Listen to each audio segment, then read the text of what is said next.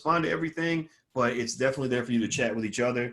And Rick is here. I think Rick is in here. Hey, Rick, can you hear me? Hey, how you doing, boys? Doing good, man. How you doing? Great, man. All Ready to right, rock and brother. roll. Let me turn my video on. Okay, glad to have you. Glad to have you. Hey, All right. man, thanks for having me. Shout out your city. Shout out what city you guys are coming from. I see Patricia.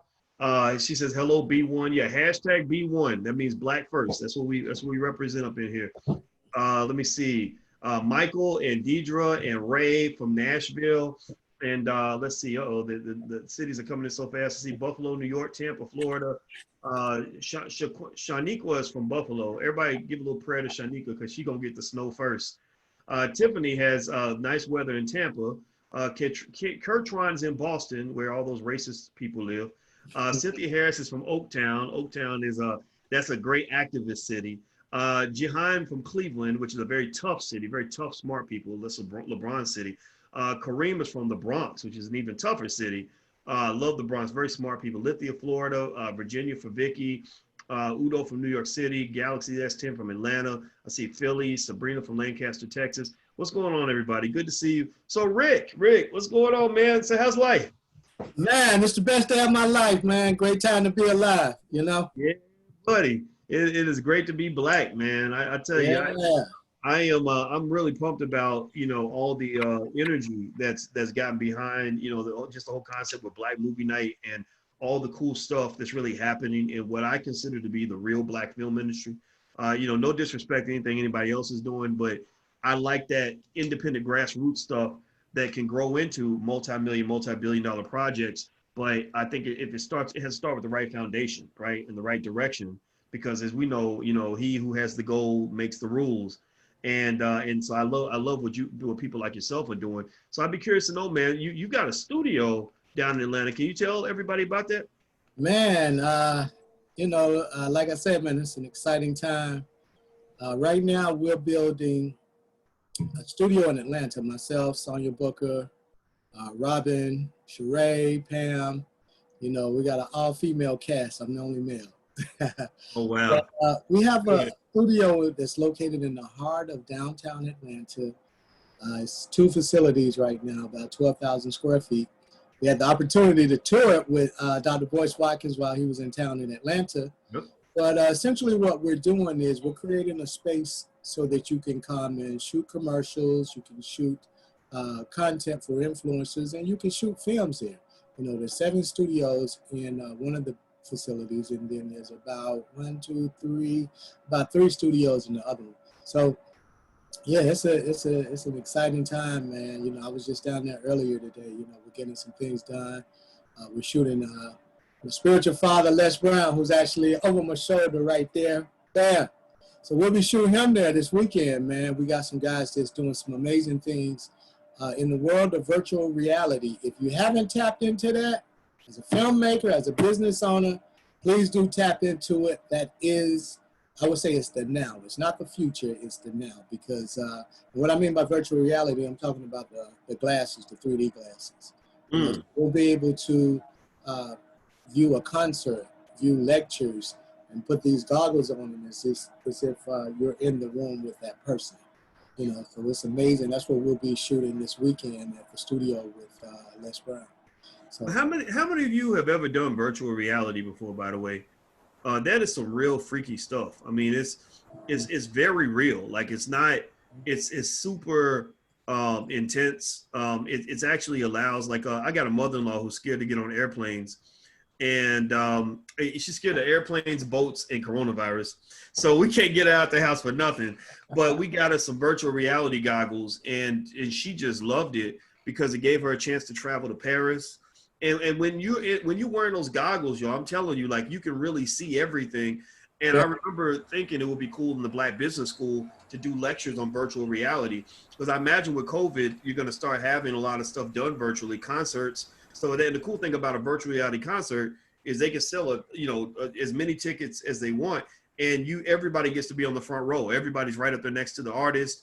And or NBA games, the video I saw, I was actually like better than center court, like better than front row. It was like you were on the basket watching the players play. It was really cool.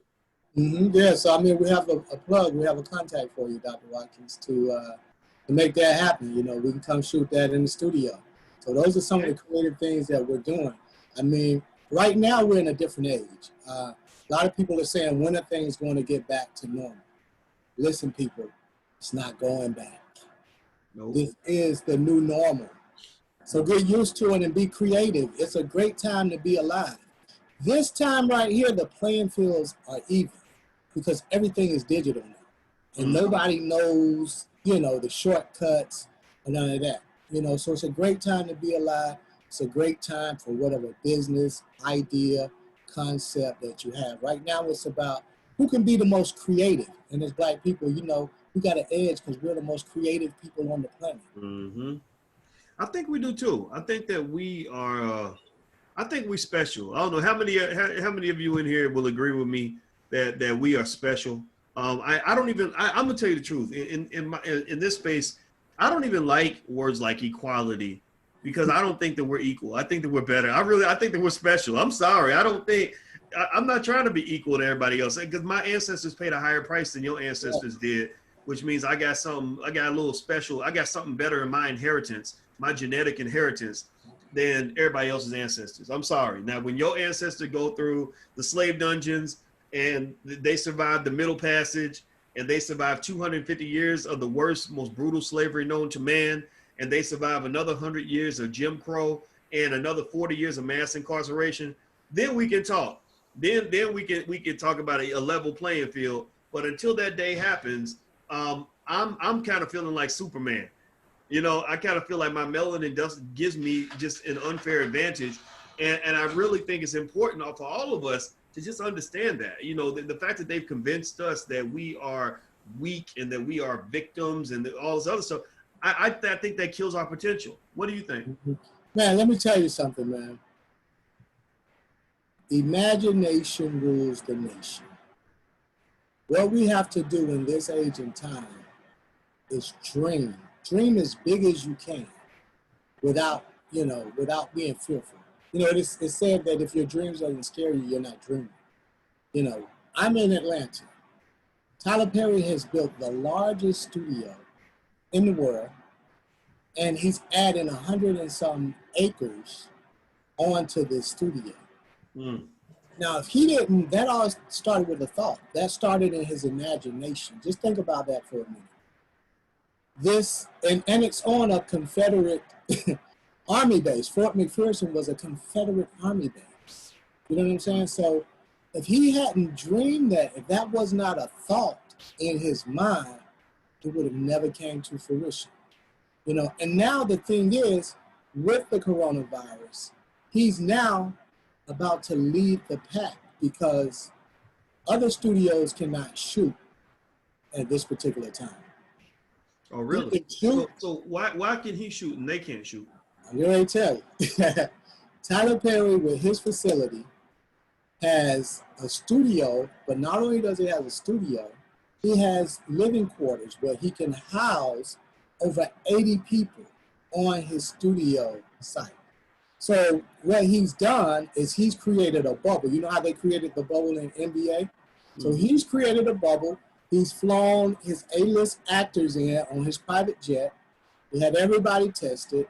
Everybody is there for the duration of the shoot. It takes about 2.5 weeks for him to shoot a season of, I think it's Sisters that they're shooting now. So they're 1 week done, you know, they've had 1 week of success. So now they have another week, so they're at the halfway point. So what he's doing is very historic, but it all started with imagination. And it started with him just believing in himself and going after it, not being fearful. You know, right now it's a time where you just got to go after it, you know. Dream as big as you can. You know, turn off that TV, turn off the news, because all that does is instill fear in you.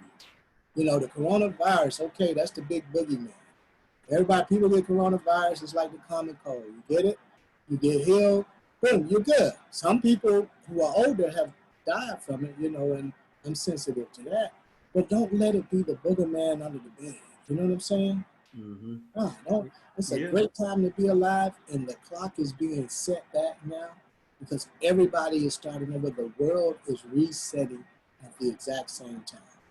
Well, you know, in a way, I mean, when you talk about, you know, dealing with the environment of fear that we have, and I think a lot of Black folks respond to that because we've always lived in an environment of fear.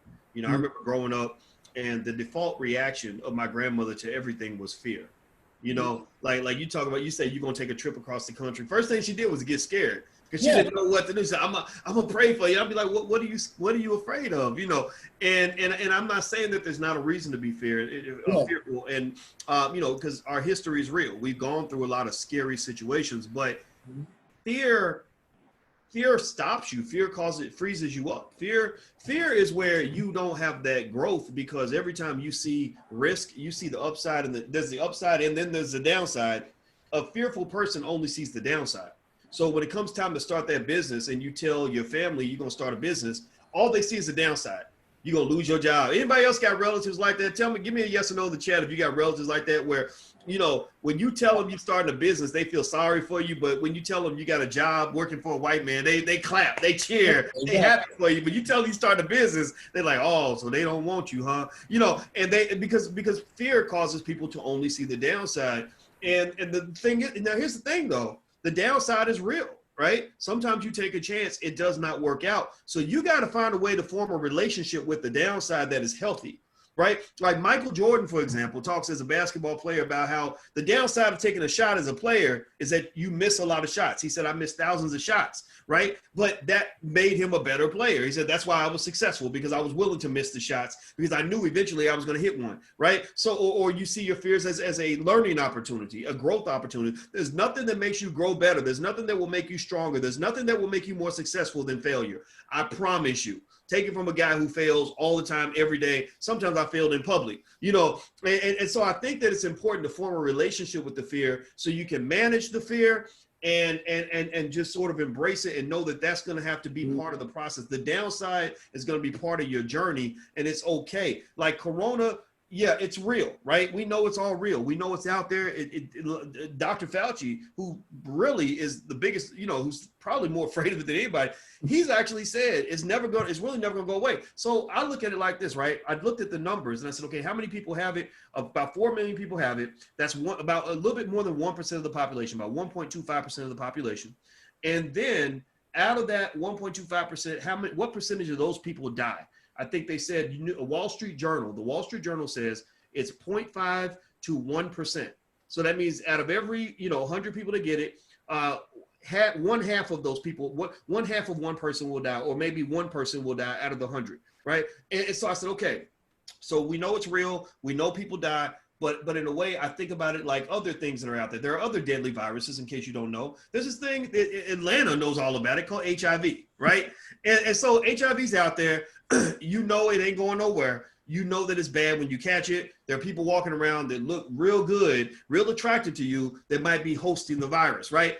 Now, I'm going to ask you this. Give me a yes or no. If you were single, would the existence of HIV keep you from ever having sex with anybody ever? Like, how many of y'all would just give up sex if you were single? Some of y'all married, don't be out there cheating. But how many of you, yes or no, would you give up sex forever for the rest of your life because you're afraid of catching the virus? Or maybe instead of giving up sex, you take your time, right? Don't go screwing everybody, and you wear a condom, right? That's what you do. You protect yourself, and you just say, look, I live in a world where this is out there. I don't want to catch it, so I'm going to be careful and smart, but I'm not going to go live in my house, because that's really the only way to be 100% sure that you'll never catch anything, is to stay in your house and never move, right? But who wants to live like that? That's not living, that's death. Rick, I'll let you get the last word. Tell me about let me ask you this. Tell us about the film. Tell us about Black Friday, what they can expect, what the inspiration was for it. I love your marketing, by the way. Everybody pay attention. Anybody in here that wants game on business, notice Rick is always marketing his product. He's always got his film. Some of y'all will mention your blog. Like today, a brother said, hey, Dr. Boyce, will you come on my podcast? And I said, I'll come on, sure, but you didn't tell me the name of your podcast. You should have said, will you come on? My podcast is called blank. And then can you come on? And then I would have said the name of your podcast in front of thousands of people. So promotion is very important. That's why this film was so successful, is because you literally have been a walking billboard. Can you kind of talk just about any of that? Man, This is the only shirt that pays when I wear it. You know, Black Friday. I learned that from Russell Simmons. I had the opportunity to work with Russell Simmons and their poetry. You know, when I first started, I think that was back in like '99 or something. I had an artist that was on their poetry on Broadway. I won a Tony Award, a Peabody Award. I took the concept of their poetry on Broadway around the globe, toured with that. And then after that was done, I was like, well, what's next? So we created a film series called Word, which was Poetry on Fire, which featured everybody from CeeLo to the last poets in Rock and a lot of poets that was on HBO's their poetry. And that evolved into what we have here today, which is Black Friday, the film series. And basically what that is a solution-based film series that deals with how we as African Americans value a dollar and the importance of leaving a legacy. Now this film was released about 5 years ago. And what was the inspiration behind the film? This film was released in 2015. Oh, you don't mind speaking up a little bit, do you, Rick? I think Okay, yeah. Come here. Go ahead, speak a little louder into the mic, if you don't mind. Yeah, so this film was released about 5 years ago. And what happened was it was inspired because of, you know, a lot of our people were getting killed, same way they're doing now, in the streets by the police. You know, Trayvon Martin, Eric Garner, Mike Brown. A lot of people were getting killed in the streets, and it seems as if, you know, it was captured on camera, there was evidence there, but nobody was getting indicted, nobody was getting convicted of murder. So I asked a question like, why is it that you can have this information or this video of our people getting killed and nobody's getting, you know, convicted for it?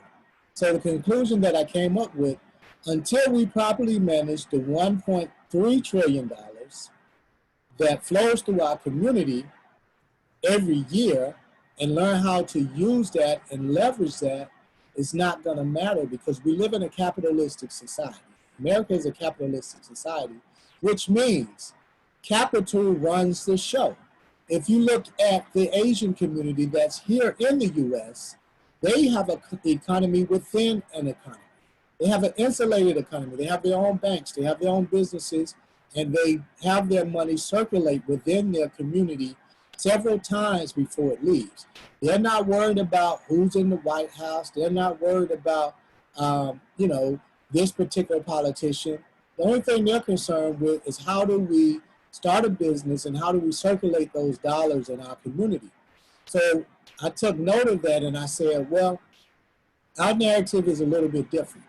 We are people that have been stripped of our land, language, and our legacy. Let me say that again, our land, our language, and our legacy. Now the land, some of us were stolen from Africa and brought over to America, but at the same time, I believe a lot of us was already here.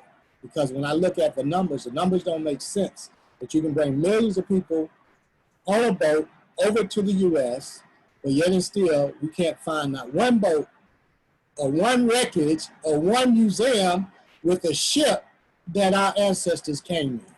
Just think about that for a minute. So my conclusion is that we were already here, a lot of it. So our land has been stolen from us right here in America. The second thing is our language. At one point, it was against the law for us to even read.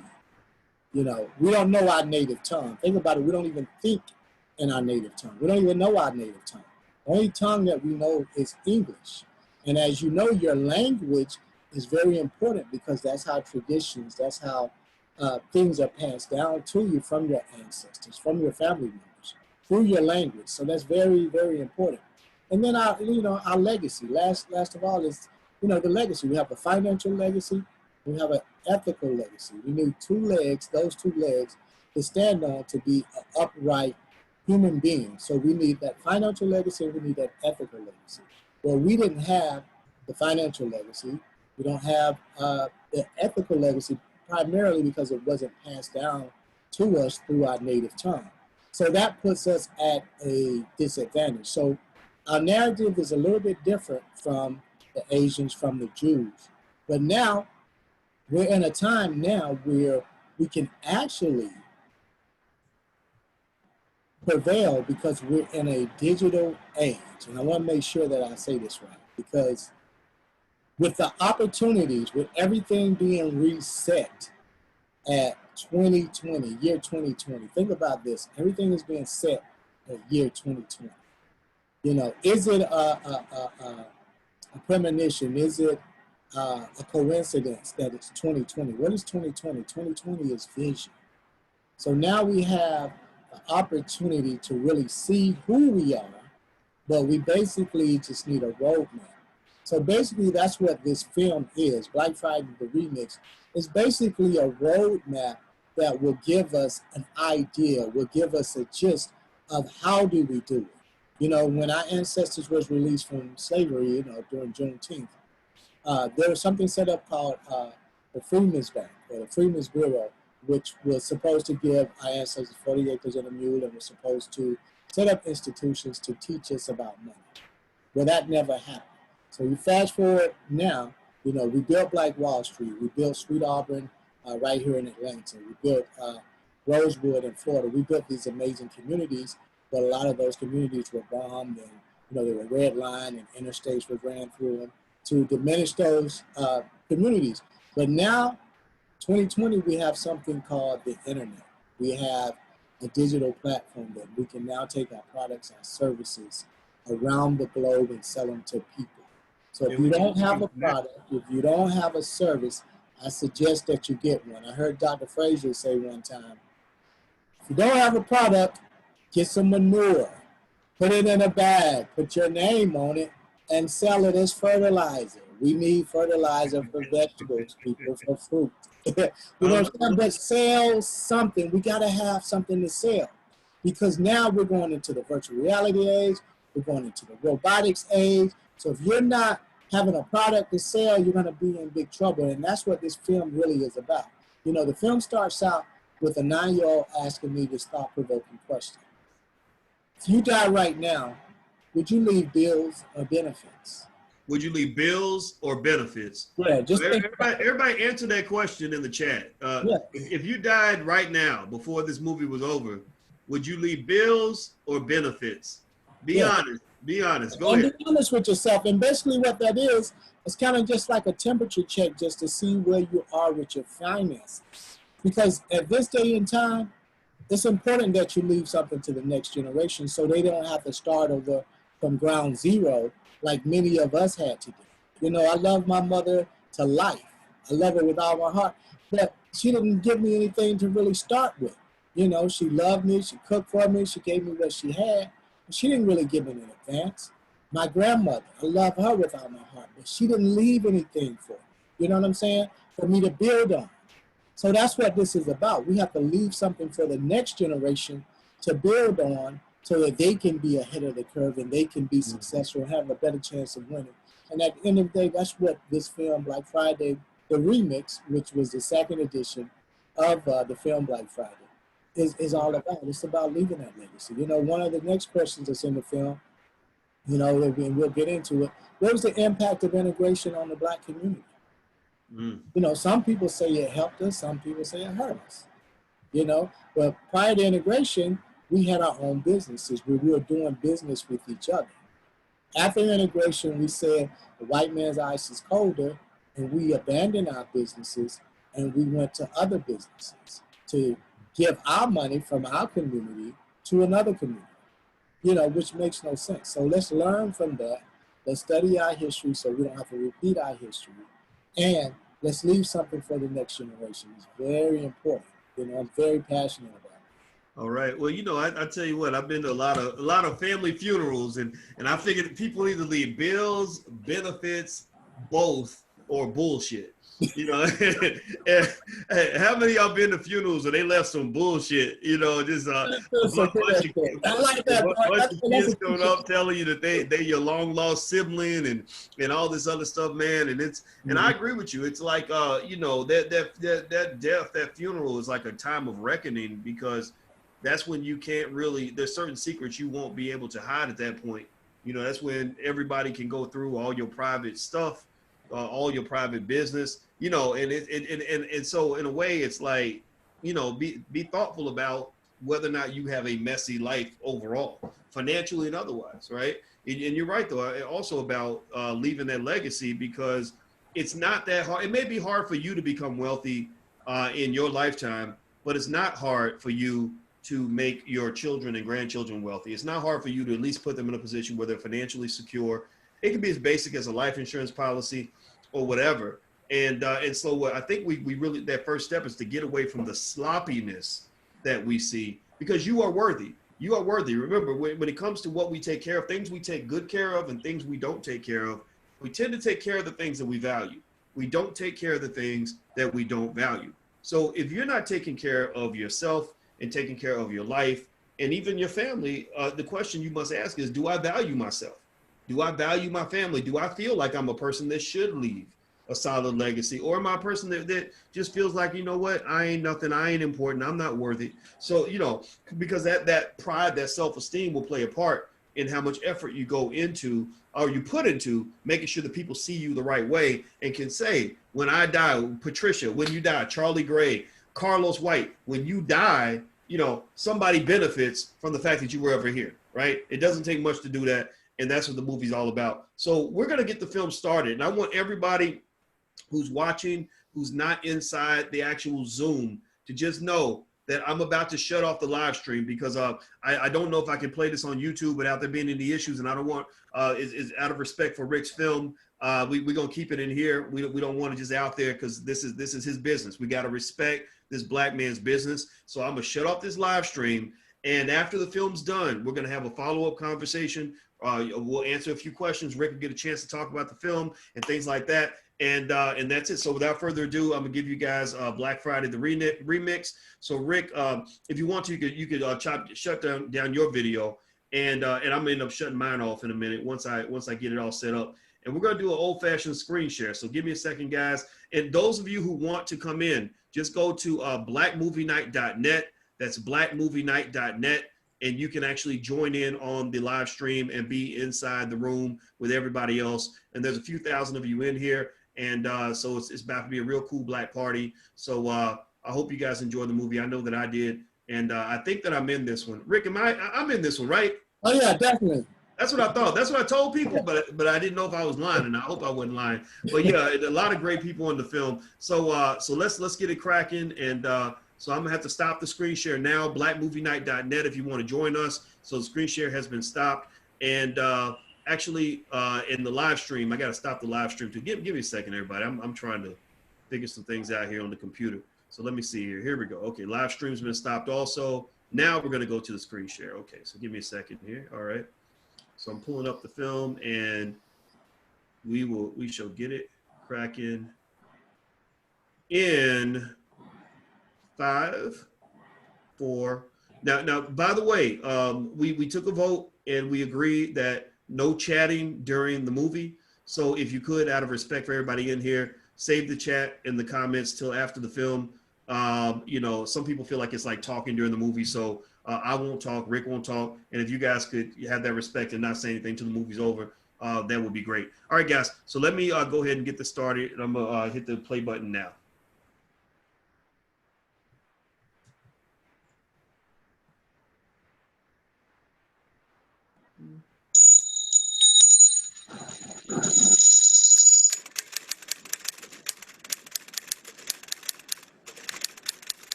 If you die right now, would you leave bills or benefits?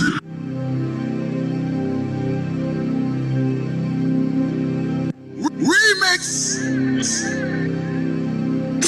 I'm going to leave behind benefits. Bills? Well, I'll leave both, benefits and bills. I leave shoes, jewelry. You talking about intellectual property and publishing, that's what I'm leaving. I leave a little of both. I got a little something saved. I got an insurance policy, but I got some bills too. I would leave a lot of people happy. Here you are today, 140 years later, as happy as you want to be, when you're supposedly free and gone through a civil rights movement, You still only own and control 1/2 of 1% of this nation's wealth. You have not moved one iota in acquiring the most significant and the most important thing in our society. It is not civil rights. It is not integration that's going to give you equality and equal opportunity. It is what you own and control that makes a difference in your society.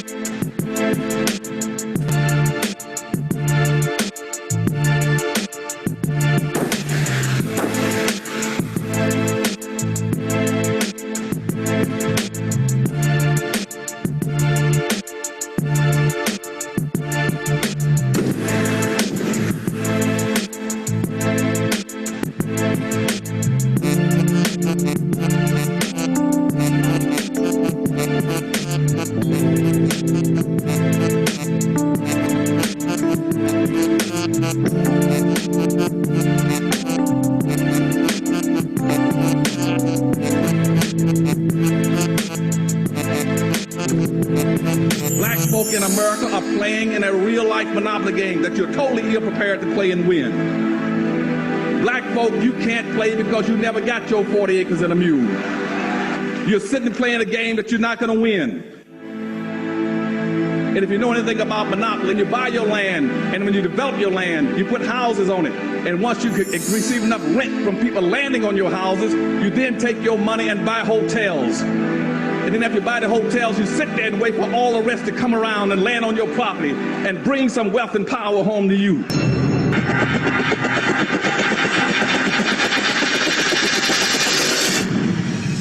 If I die right now, would I leave bills or benefits? I'm gonna keep it 100, man. I would leave a legacy. We got a will, we've mapped out, the insurance, like everything is, mapped out, but I'm leaving my children and my wife a business.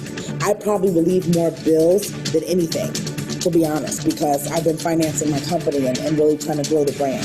Well, I definitely won't leave no bills because I don't create bills. I'm sure I planted great seeds, and my words, I pray to the Almighty, are beneficial. And I do owe bills now, so I would owe some bills like student loans and a few others. So definitely leaving benefits and assets for my kids when I pass, not bills. I've always felt the importance of saving, being able to pass something down, and so I would definitely leave benefits. I hope I leave bills. I'm trying to die broke. I'm trying to spend all my money while I'm here. That's how I play the game. You dig what I'm saying? They'll be all wealthy, but, don't expect nothing in the bank. When they go shake the shoebox, it'll be empty, trust me. I'm gonna keep it 100. We like Pac. We got stuff that ain't even came out yet. You know what I'm saying? We got videos, we got mixtapes. We have things that, honestly, we've intentionally not released just in case something happens to me in the next 4 or 5 years where my family will still be able to make money off of books, et cetera. So definitely, we're leaving a legacy with a lot of benefits. Moving to Atlanta was a culture shock for me. Black people were in high positions, living the American dream. As my journey continued to unfold, I would later learn that much of what I saw was only smoke and mirrors. As a video journalist with Rolling Out magazine, I had exclusive access to view the Black community from a different perspective. My video camera was my passport to the world.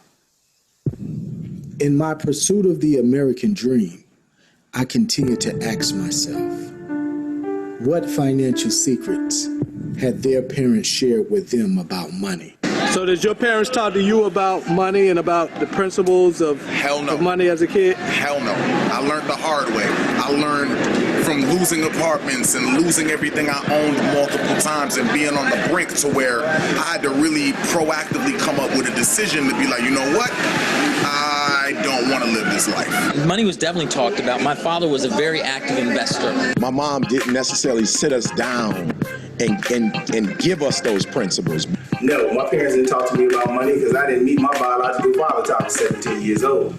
We didn't talk a lot about money. We talked a lot about character. As a child, my family did not teach me about money because we didn't really have a lot of money growing up.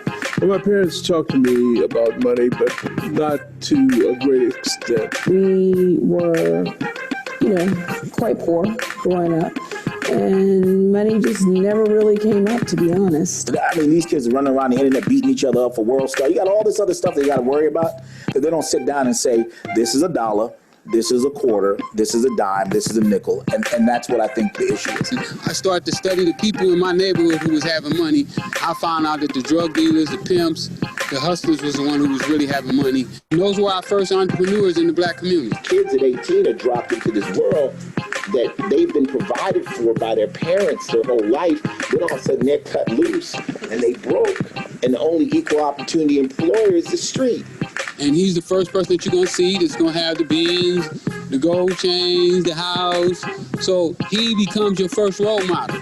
They don't ask for no applications. You ain't got no dress code or nothing. But you don't understand that when you're in the street, your days are numbered in low digits. So what excites me is educating our children, because I really think that that's where we have to start, to help them understand that they need to save and they need to think about their financial future. But ain't nobody sit me down and was like, yo, this is a cash flow quadrant. You know what I'm saying? This is the employee and this is the self-employed person. But what you really want to strive to be is the business owner so that you can become an investor. Ain't nobody say nothing like that to me.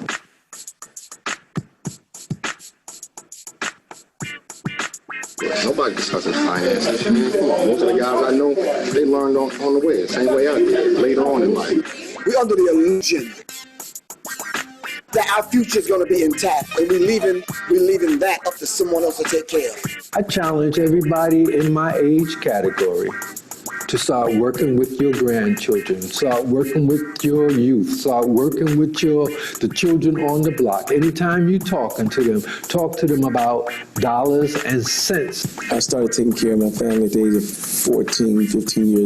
15 years old.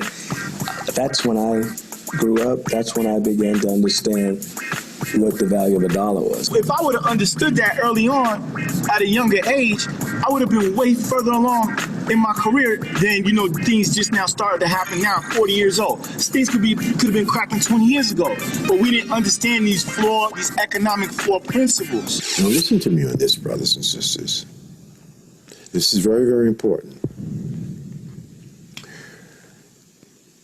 The money you earn or your wealth will determine where you live. Where you live will determine where your children go to school. Where your children go to school will determine your children's higher education. And your children's higher education will determine their lifelong earnings. And your children's lifelong earnings will determine where your children live. And where your children live will determine where your grandchildren go to school. And where your grandchildren go to school will determine the quality of your grandchildren's higher education, and that will determine their lifelong earnings. You see the cycle of poverty here.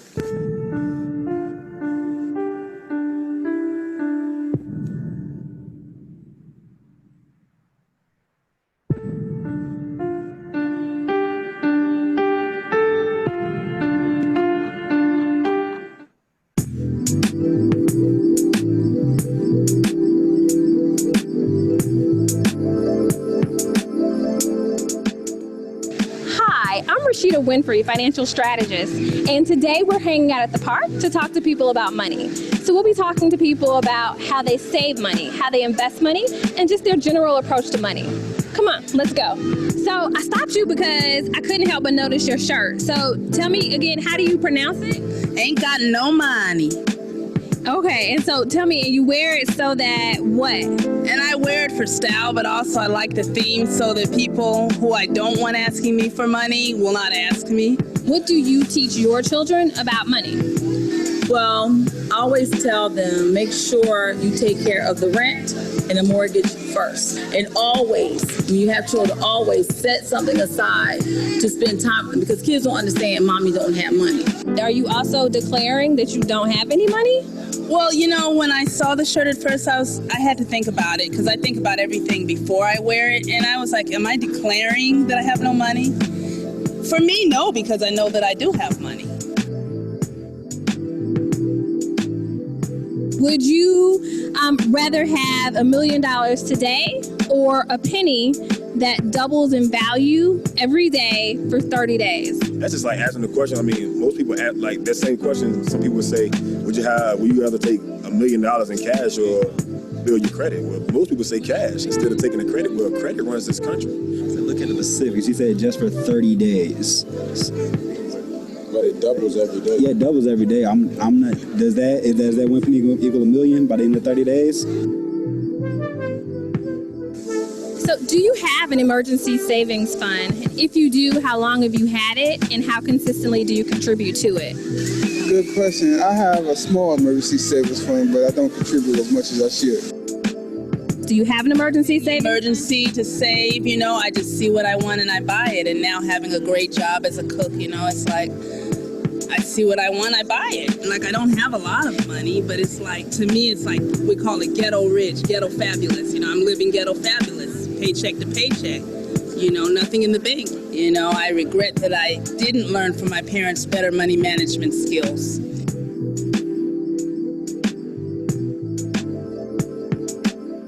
So sometimes you give your kids a head start where they don't have to like dig themselves out of something.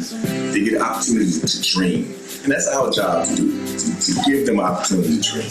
My mother was my personal manager. So I had a business manager, and 14 years old, my mother would literally drag me to meetings with my business manager because at 14 I didn't really know all this stuff, but my mother was very clear on making sure that I knew everything that was going on because she didn't want to be responsible for messing my money up. We're going to have to talk about these things because these are things that most of our parents didn't talk about. My parents, though they were very successful, they really didn't talk to me about the details. They did teach me the importance of working, getting a job as soon as I could to start supporting my own self, which was invaluable. I've always had a great work ethic because of it, and because I did not grow up with money, I always worked very hard to make sure that I had financial security as an adult. So, at 14, it was such a drag, but of course at 41, I can't thank her enough. My family was like the Huxtables. I have 11 brothers and sisters, and my mom and dad made us have to pay. We had life lessons, like we would have to actually buy our own meals if we wanted something. We had to go and work, save the money to get it. If we went to Olive Garden and we wanted some dessert and we didn't have enough money, they would make us stand in the middle of the restaurant and sing. So we never got anything handed to us. We grew up with, I would say, bad financial experiences, I guess. My mom, she had credit cards and, she wanted to make sure we looked nice. So she did all the wrong things. As most of us do. Yeah, she did all the wrong things financially. And I would say just my exposure to school and college, just learning more and learning from her, learning from what she had done and knowing that wasn't the right way. And she would tell us. As a mom, I'm getting to pass those gems on to my son. Hoping he's listening. Are you listening? He's not listening. Only time I heard my parents talking about money on Christmas time. When they went in debt. When they had to borrow money to make sure I got a good go-kart. And tell me a white man came down the chimney and brought me a go-kart. When I seen them fighting and arguing how they gonna pay the bill they borrowed, the money they borrowed. That's the first time I heard them talk about money. My mother, I would give credit to for teaching me the value of money. But that didn't stop anything. When I turned 18, I still bought the cars, the house, and went broke. The second time I heard all about money, my dad was a drug dealer, and my mama was on drugs. My daddy's used drugs.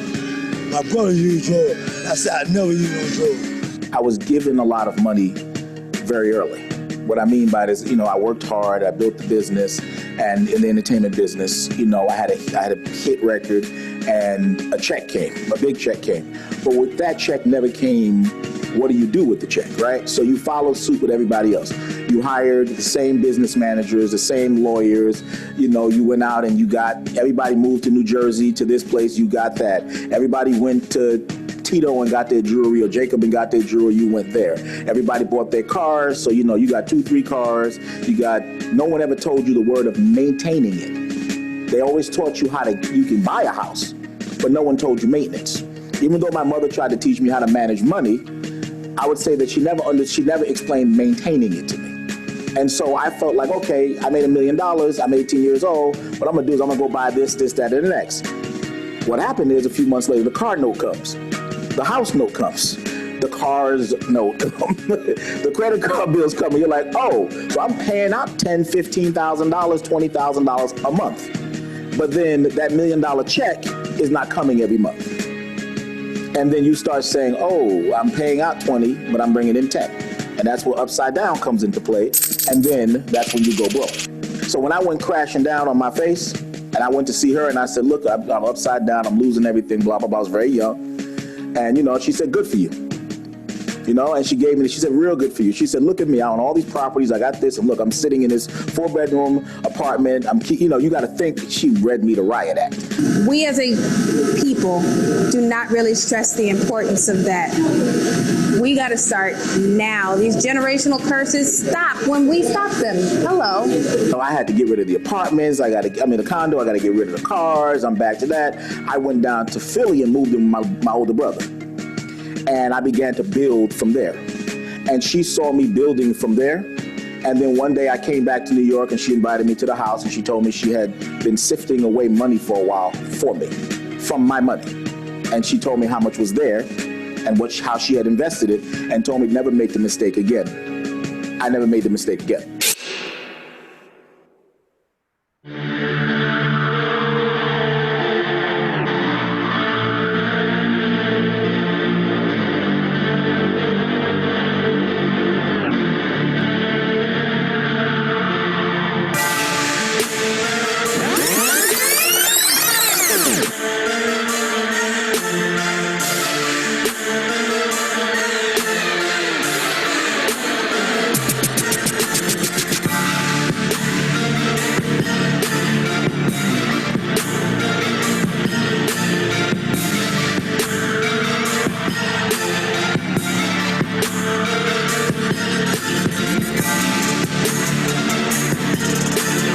So we're here at Citizens Trust Bank, the Panola location. Starting a bank account from the very first here.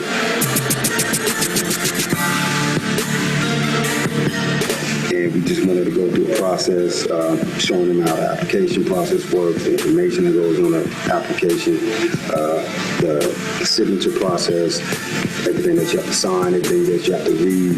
Essentially just focusing on building some wealth for him going forward. So you fill out the application, so now the next step is essentially making a deposit. This is his first bank account ever. It's kind of exciting, and also it's kind of important to my life because once in my entire life, I need to grow and know and experience some of my own things with my dad and sometimes by myself.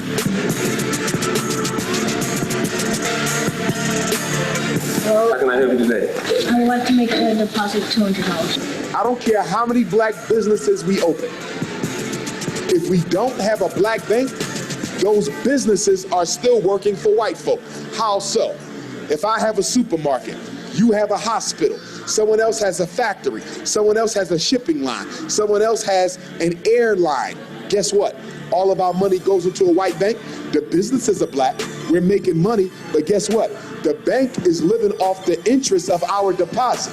Right now, especially with the climate that we're in, it's concentrating on black dollars, supporting our black-owned businesses, definitely our black-owned banks, because it goes from there. So when we talk about black business, we have to take it full circle. We don't need to have a black business that puts your money in a white bank.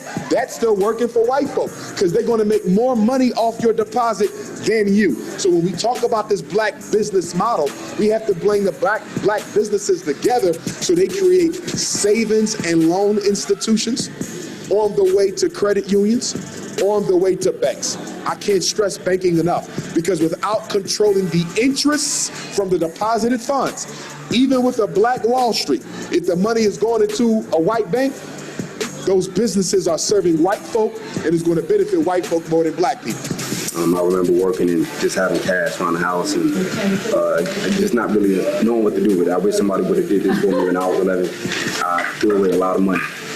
I am so grateful that my mother took the time to set up a credit union account for me when I was a teenager. At that time, I started babysitting and doing hair, and I was making a couple $100s a month or sometimes a week. She impressed upon me the importance of taking a portion of that and putting it into a savings account. We have to be in a place where we start elevating the conversation within the household. It's not where we are, it's where we want to be. So now when you start talking to your children about money, you're talking about lifestyle, you're talking about exposing them to at least dreaming.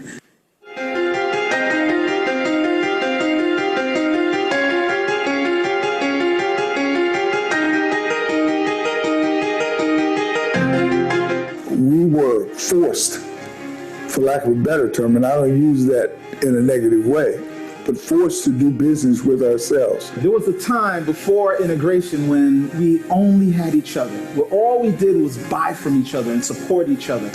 In 1910, for instance, we owned more businesses per 100,000 African Americans than we do today in 2015. You know, we were doctors and lawyers in our own neighborhoods, and it forced black people to stay together. Now we do anything that we possibly can to give our money away and stay away from the black community. That's self-hate. Black folk had a better understanding of what their needs were after slavery, from about the 1860s all the way up to about the 1920s. During that short period, about 30 years, black folk had massive improvement in ownership of resources. We had so much money, we could loan other communities money. I mean, Black Wall Street per capita was one of the richest places in America, and this is in 1921. There were 19 black millionaires there. They understood the power of business ownership and business growth, and owning their own jobs that they could give to their children. And you consider that that's a little less than 50 years after slavery. I mean, that's amazing for us to be a disenfranchised people and all of a sudden to own the franchise, to recognize that we had that kind of wealth. And if we came together, we could have some power. As we look back on it, we say, oh, that was a great thing. 600 different businesses and black people doing business with one another, owning every kind of business that they needed. Once the walls of segregation fell, our people had, for the first time, the opportunity to go to the white man's bank, the white man's movie theater, the white man's store, the white man's business. And our community fled the black businesses and flocked to the white man's businesses. And one thing many of us don't realize is why. Why did we go? We went because of the marketing. It's a pleasure to shop where you know you're getting value. That's why I like to shop at Woolworth. What a pleasure to shop where it's fun to look and browse around. That's why I like to shop at Woolworth. So many handy things, dandy things, this and that and everything. It's a pleasure to shop at your friendly Woolworth store. We have been marketed to for decades. We have been being told on the radio, reading the newspapers and flyers around town, hearing that you want to go to their bank, you want to go to their hotel. Oh, their hotels are great. You don't want to go to no little dinky black hotel. And we abandoned our own.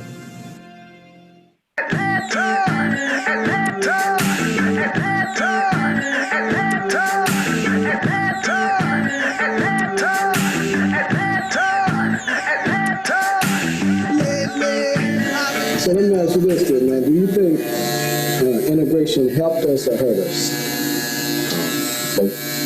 Both? Yeah, both.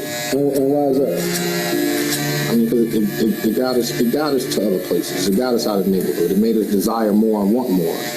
You know, chase. It gave us a little bit of ambition. I think there are pros and cons to integration. On one end, it was good, but on the other end, it was bad because there was this inferiority and the superiority that white races had. Integration has been detrimental and one of the worst things that has happened to us since slavery and the compromise in 1877. It wasn't about integrating, it was integrating our money with them. No, integration was not good for us. It never was, and it never will be, as it relates to what we have to do economically. Nations do business with nations.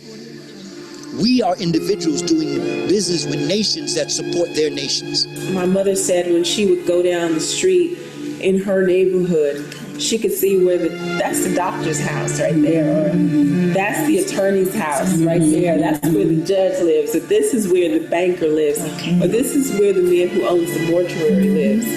So in her community, she saw different people that looked like her that she could actually aspire to become. Now, if you go to a black community, it's called the neighborhood. Why is it called the neighborhood? Because we don't own anything. If you don't own anything, you're just a neighbor in the hood. If you own it, it's yours. So it's communities. It's community-based. We don't own nothing in our communities anymore. No, it's no secret why police will go around and they kind of do a slave patrol, protecting what? Property owners and property. They didn't say people. Integration created the rented reality of progress for African Americans, the rented reality of success for African Americans, the rented reality of not to be a producer any longer, but a consumer. We have okayed and shucked and jived our way all the way to just being a part of America. We have been socialized and we have integrated ourselves into nothingness. Integration was the worst thing that had ever happened to black people. It was worse than slavery, because at least in slavery we knew what we were fighting against. Now we feel like we're a part of something that was designed to enslave us. We forgot that we were supposed to do business with each other. We thought we had to go do business on an integrated basis. No other community does that. We just felt since we got integration, that means the white man's ice was colder. The 1958 Edsel. I'm glad that I'm this way, for I feel good and I'm knocking on wood. Peg Leg Bates, the great dancer and singer, said, "You know, young man, let me tell you something." He said, "The worst thing that ever happened to me was integration." He said, because before integration, this resort was the only place that black folk could go. And he said, "You see back over there," he said, that area was where it was like a driveway. He said those buses were lined up, and as 30 buses picked people up to take them back, 30 buses was coming in. But when integration came, and they gave black folk the right to be able to go into these old cheesy places, black folk started going, and my clientele started to go down. Most people now say that integration was bad for us. It was not bad, because integration meant that we're supposed to be equal. Am I correct? You cannot, there's no way you can get equality out of inequality unless you go back and redistribute some resources into the hands of black people in America. Because right now, 99% of the resources in the countries are in the hands of whites. 87% of it is frozen, locked into their hands. So how are black folk going to compete? I think that there are certain aspects of integration that really helped, depending upon more particularly where you were in the country at the time. Okay. I think that there's aspects of it that really hurt. Integration has never empowered anybody. It's a weakening process. It simply makes you a guest in what other people own and control. You gave up everything you own and control to become a guest in what they own and control. And when they get tired of you, like you do at home, you put a guest out of your house when you get tired of him. So you see the Chinese buy with the Chinese. You see what we call the Jewish in America, the money goes around their community 19 times. So it's hard to go get the top Chinese athletes and hard to get the top Chinese minds and tell them to come to America. They like, no, we're gonna stay at our universities. We're gonna stay in our neighborhoods, right? Because that's what makes us stronger.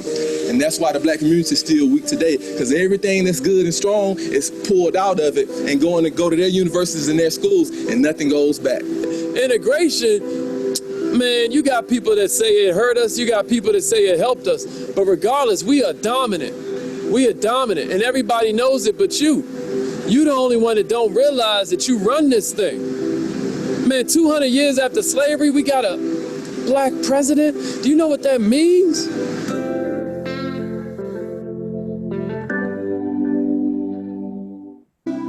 If we restore our rightful mind and do what every other people in their right mind do, then that would change everything. We must focus on making black people great first.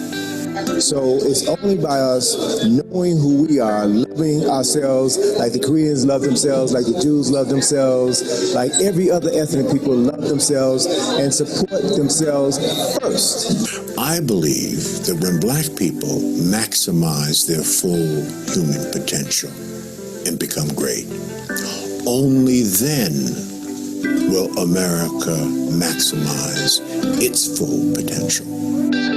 You are special people, very special people as black folk. You were the engines that drove civilizations around the world for 300 years.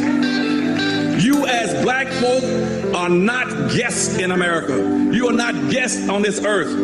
You walk on sacred ground paid for by the blood, sweat, and tears and suffering and sacrificing of millions of black people. You all deserve to have a better condition on this earth. And all of that is embedded in the one thing that you keep running away from, and that is your blackness. Your blackness is power. The most powerful thing on this earth is your blackness.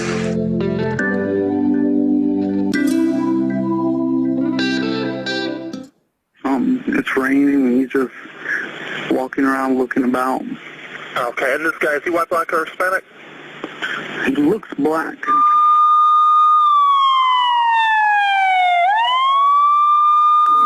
I wanna lie to you sometime.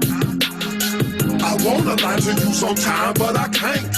I wanna lie to you sometime, but I can't. I wanna tell you that it's all good, but it ain't. If you come over here, there's a couple of gentlemen in suits that might be worth us talking to. I'm with Fox News. Are you from Baltimore? You're from Baltimore. I'm the city councilman in the district. When you're watching this go on, does it break your heart to see this happen? Oh, definitely. I mean, what it is young boys, the young folks of this community showing decades old of anger, frustration for a system that's failed them. I mean, this is bigger than Freddie Gray. This is about the social economics of poor urban America.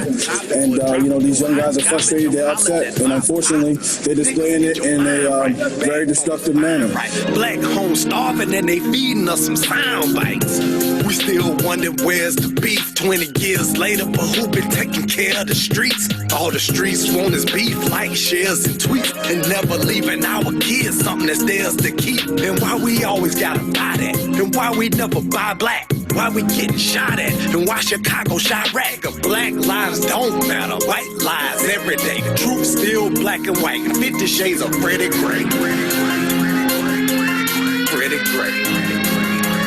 50 shades of Freddie Gray.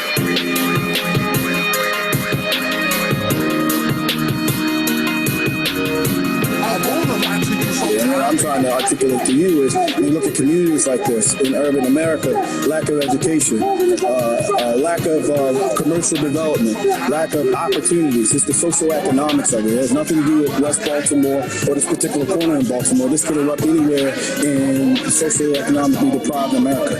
If we make black businesses matter, there will be no choice but for black lives to matter. If we have the economics in place, the ownership in place, the self-sustainability and the solvency in our community in place, there will be no choice but for people outside of our community to make our lives matter.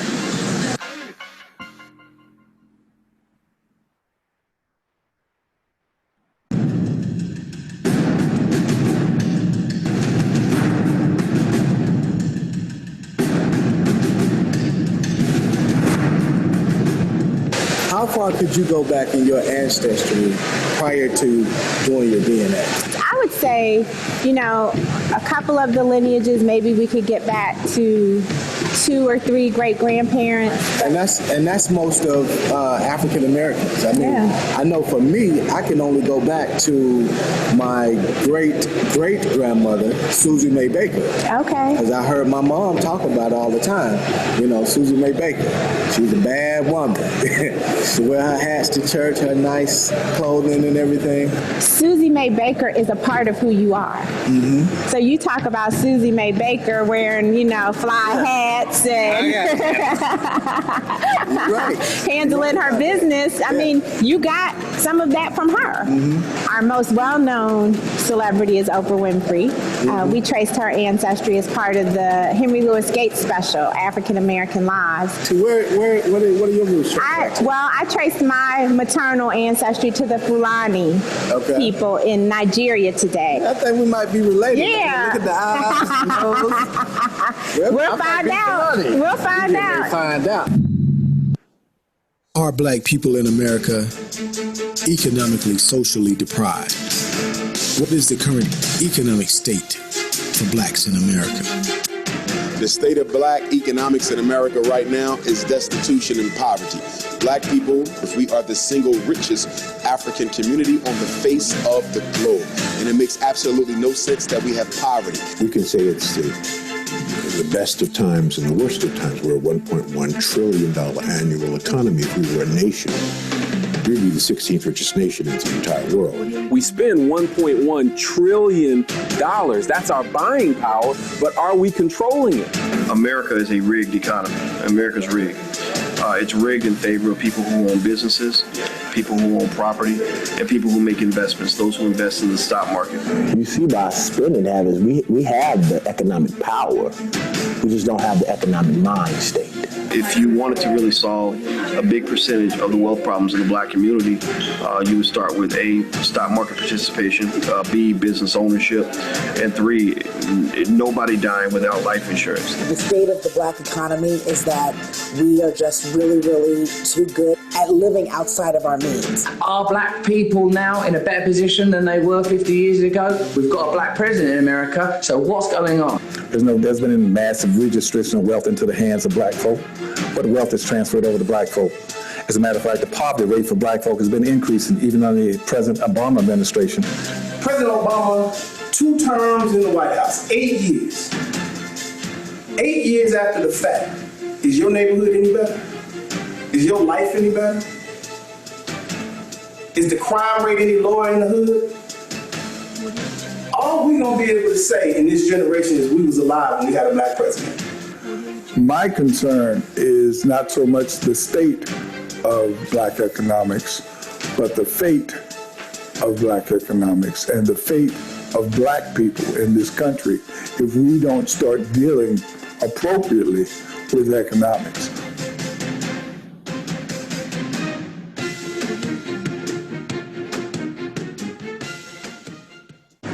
How many millionaires you got on, bruh? I count at least 3. All the real ballin' successful folks are sellers. As a youngster, we didn't realize we were being tricked to be a consumer. So as a kid, what did I want to do and what did I want to be? Not so much a pimp or a hustler, but I always wanted to be fresh. So to be fresh, I needed money. So when I got the money, did I learn how to save it and invest it? No. I learned how to spend it, because guess what? I always wanted to be fresh and fly. And to this day, some of us are still consumers because we're still trying to be fresh. You will never understand the black spending habit until you understand the pain of racism. In other words, black people don't buy things because they need things. Black people buy things because they are available, and we believe that by possessing these items, it will help us cope better with the oppression of being black in America. Everybody on Instagram appears rich, particularly to the rest of the world. Money and finances is image.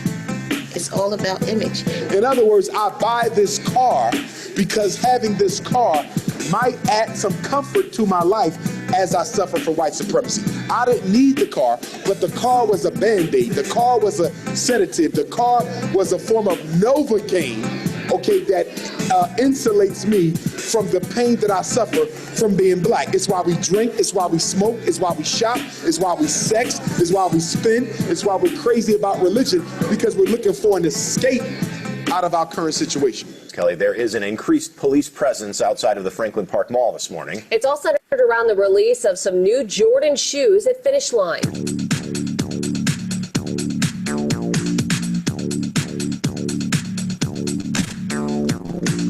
I'm a shopaholic. I'm a shopaholic. Like an alcoholic. Give me a fix. I need a fix. So what makes these shoes so special, though? Now that you have them, you finally have them, why are they so important to you? Let me tell you a little bit about these shoes. You see, you got the icy gum bottles. Just zick them. We're like 2-3 generations removed from our ancestors who put it down so hard for us. Now we're reaping the rewards, but we're tricking away all the proceeds. We spend recklessly. We're horrible consumers. We buy retail way too often when it's not on sale. And I'm proud of it. Why would you carry a Louis Vuitton bag if Louis Vuitton has never actually invested in African-American businesses? Think about the companies we support the most. Louis Vuitton don't want black folks in their clothes. Gucci don't want black folks in their clothes.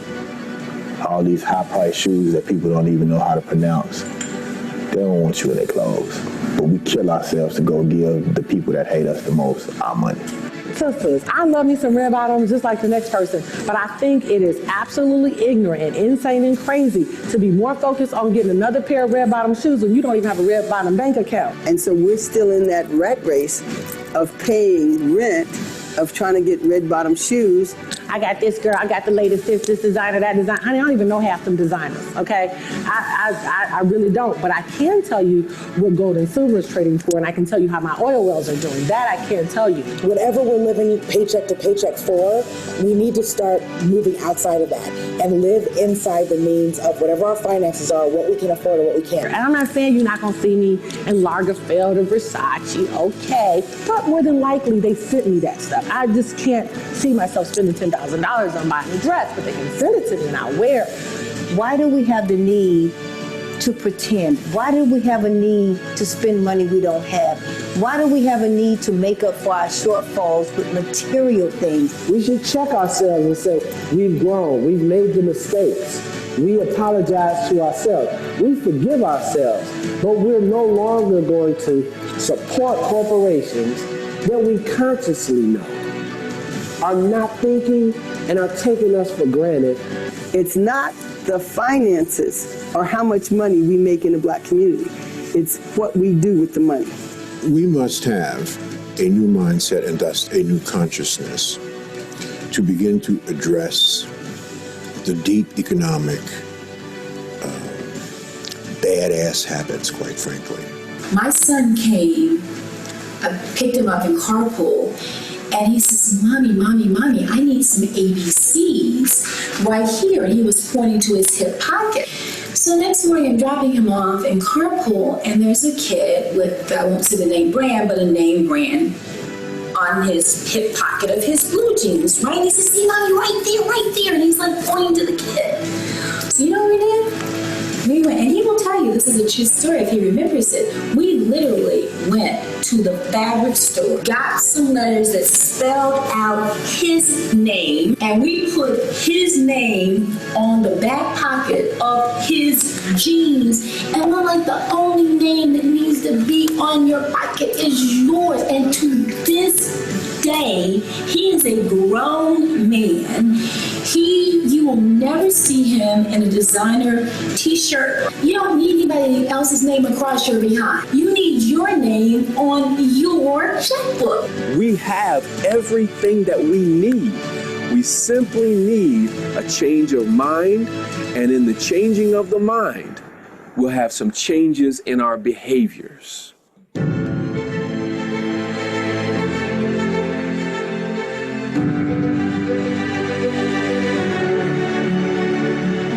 The This entire nation is a product of what I gave my life for. I just have one question. Where is my receipt?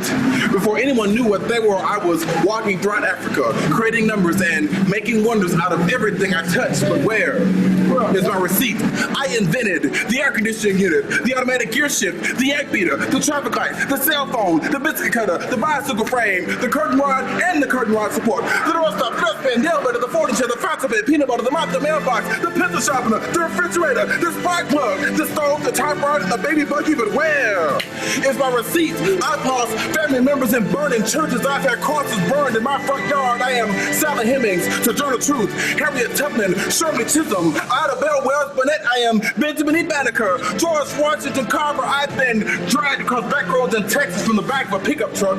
I've been hung from trees in South Georgia.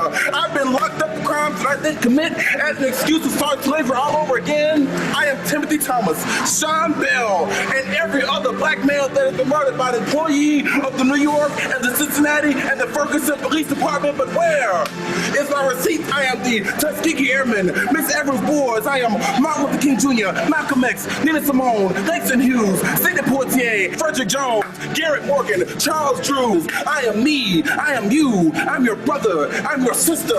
I'm your mother. I'm your father. And I demand to know, where is my receipt?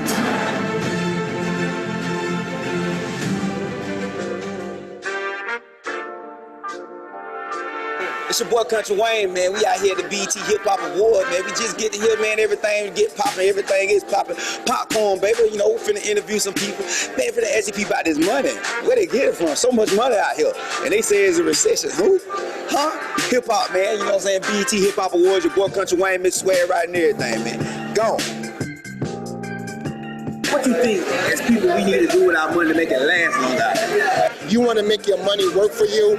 You want to make your money be circling, so whatever money you make on the side, it goes in your pockets. That's how the rich folks do it. Remember, it's not about getting the check. You want to grow till you be able to write the check. You want to write the check. You don't want to get a check. When you still getting checks, you ain't rich. If you still getting checks, you ain't rich. I ain't rich. I'm still getting checks. I let you know. I want to be able to have money for my kids and generations. And the only way we're going to do that is if you get 8 to 9 things working, you make your money work for you, you make smart investments. Real estate is always going to be a good investment. There's no way in the world you can say that you're free and liberated if you don't own your own land. Our forefathers understood in the South that this is what it is. And they bought property and they honored that property. They tilled that land. They valued that land. So in the urban areas, suburban areas, black people just don't have ownership of one of the most vital and most valuable parts of wealth in this country, which is land.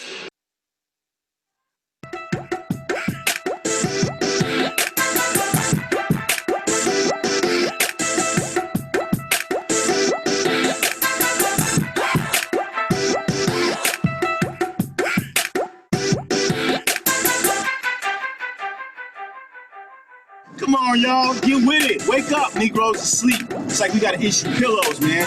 It's a wake-up call today, man. This morning, we waking y'all up. You know what I'm saying? We done studied the market. We done deployed soldiers into the field.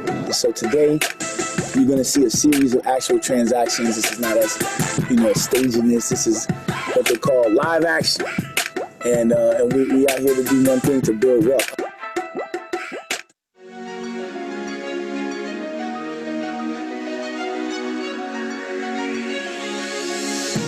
One of the greatest hemorrhages that we have is in the beauty business, beauty retailing products. That's one of the top things that we consume.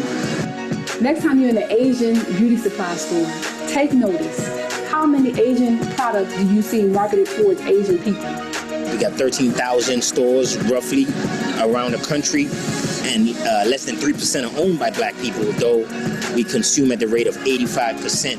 $15 billion industry. $15 billion industry translates to $750 million per week. $1 billion, it's amazing how $1 billion industry has been made off of us not liking our hair or not liking ourselves.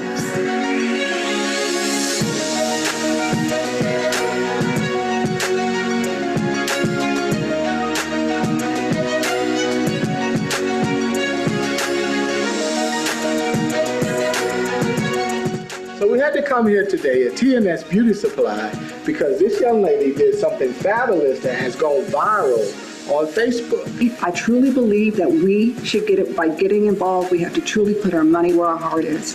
As individuals, we make a lot of money, but we have to learn how to pour that money back into the community so that it can be a blessing for others. I knew that I had profits from a book and that I could easily use those to kind of help other small businesses succeed. And you did that very well on the video, so we want to go ahead and sit down and talk about it. I can't wait. I'm looking forward to this. Right here at TNS Beauty Supply a couple weeks ago, we did a business blessing. What is a business blessing? It's actually sowing a seed into a small business. It's really exciting. It's epic. Black-owned beauty supply store. One of the only in the state.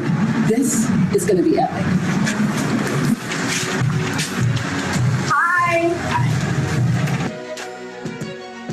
And I've come here to help people know about you. Teresa, you know what I'm going to do? I want you to whisper in my ear, just do this for me. At that point, I'm making the decision of what type of financial seed I'm going to sow into the business. So I whisper to her, how much is your rent? I'm going to pay your rent. All I want you to do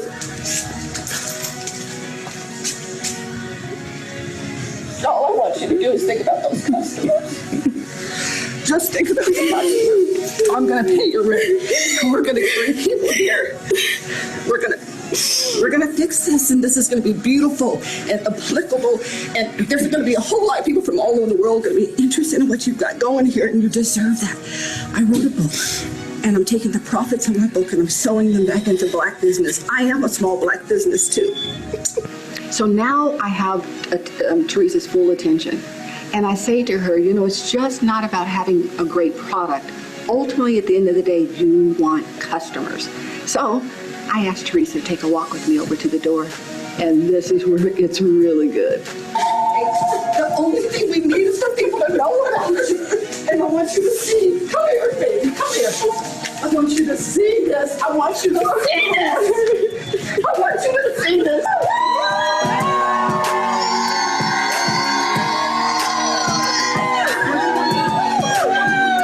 I want to say thank you. God bless you.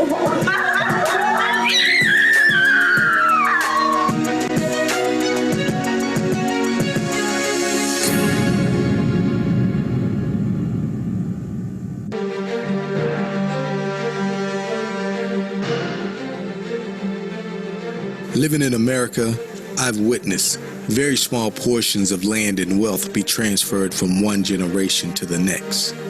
With $1.1 trillion in buying power, what's prohibiting our team from pooling our talents and winning in society? Black people have to support Black businesses. We have to support each other.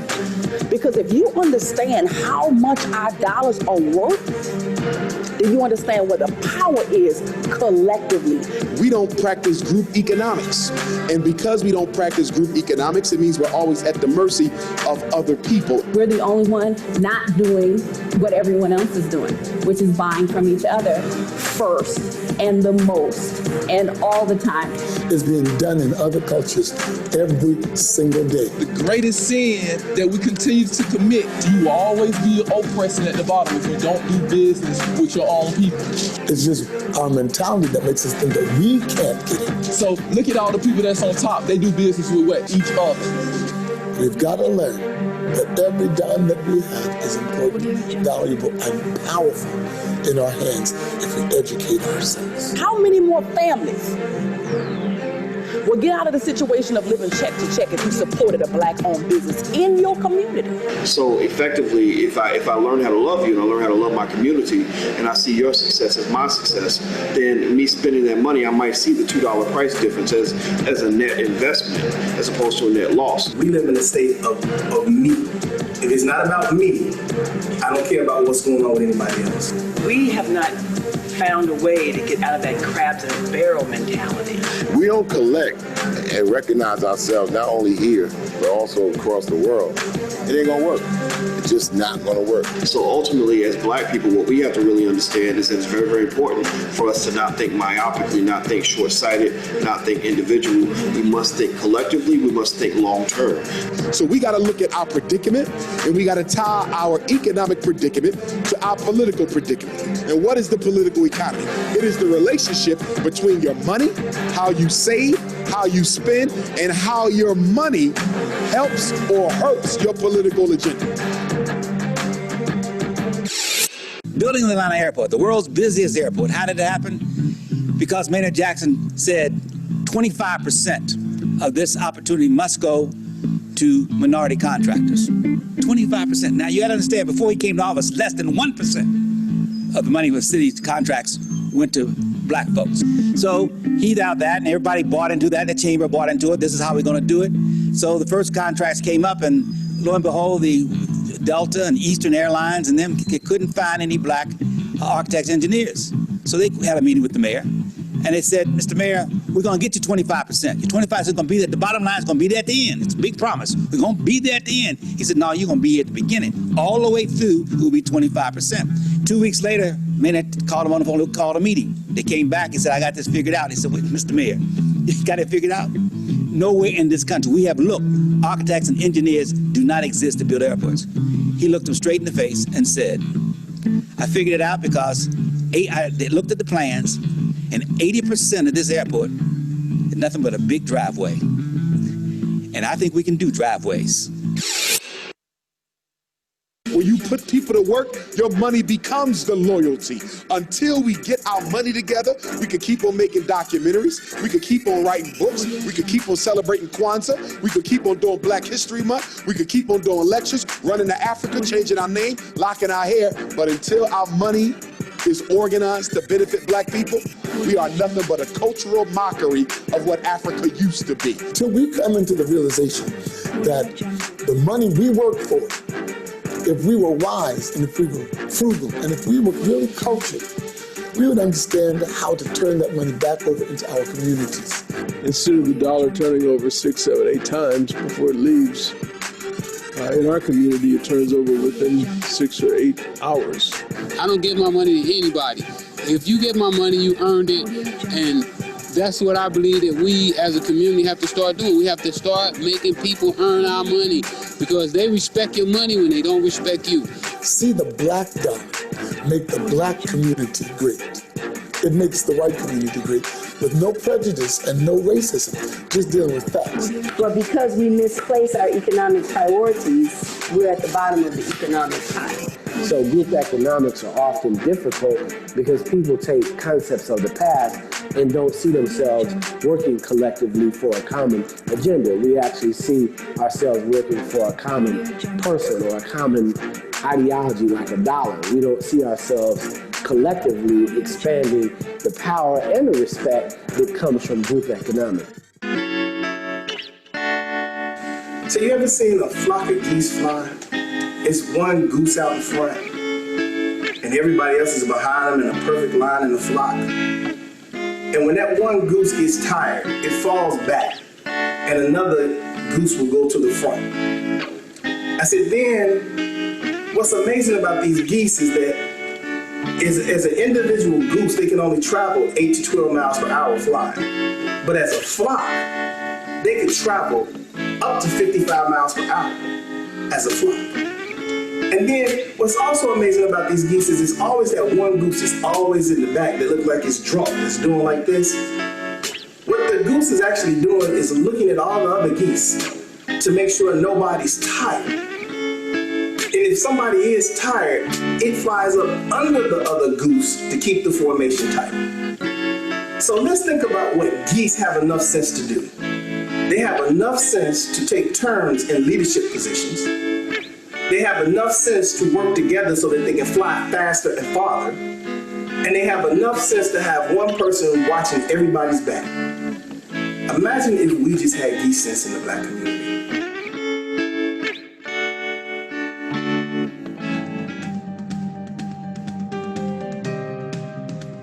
Peace, what's good? We out here talking about Black Friday in Washington, D.C. We call it Banneker City here, after Benjamin Banneker. When you say economics, a lot of people just think about money off the top.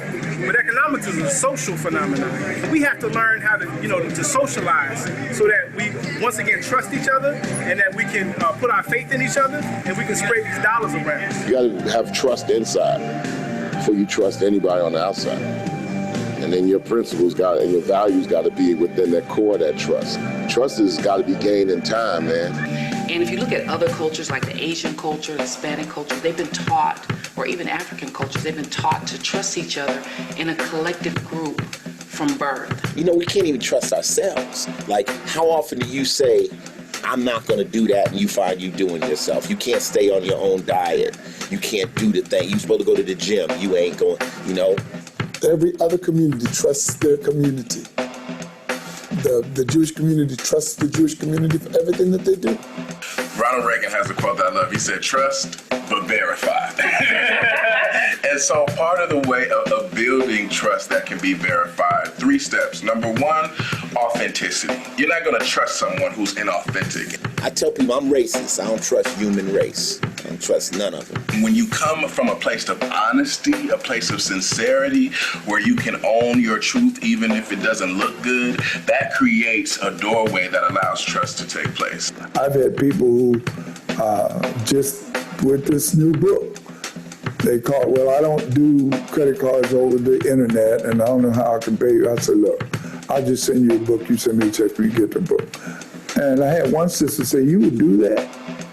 I said, look, sis, I'm preaching economic empowerment. I'm preaching love and trust and respect. If I can't trust you with $17, what am I doing? What have I been doing with my life over the past 25 years?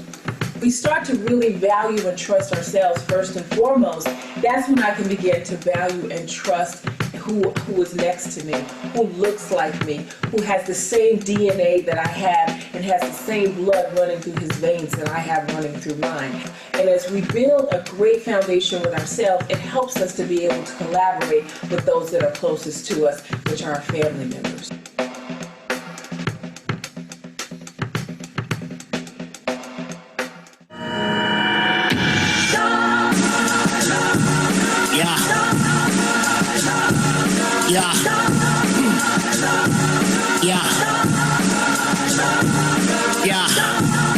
They gave us Obama like, it was going. What's up, guys? I'm here with my favorite professor, Dr. Kimbrough at Circulating University. I got my plate closed on today, huh? And I have a few questions for you. What is the solution to economic problems in our Black community? That's easy. Don't reinvent the wheel and do what every other ethnic group in this country has done. They spend their money in their own community. Jews employ Jews, Arabs employ Arabs, Asians employ Asians. Just do it. The rubric has been set. Well, I feel as though first we have to start by supporting Black-owned businesses within the community. So we have to put money into their business to kind of expand within the community. Like my brother said, we got to get more Black-owned businesses in the hood. I mean, it started the gas station to the candy lady. We just need that source of pride in our own.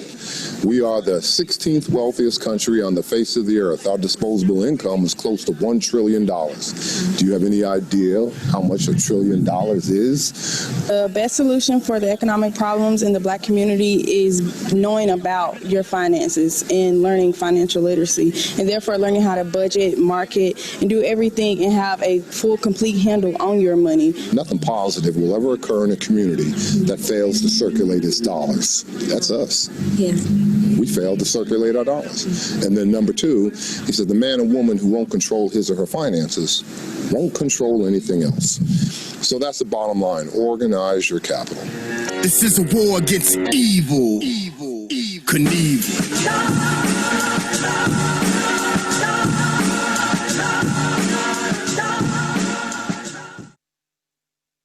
My name is Laurice Purnell. I'm the founder of the Real Black Friday right here in Cleveland, Ohio. I am on a mission to change our community one business at a time.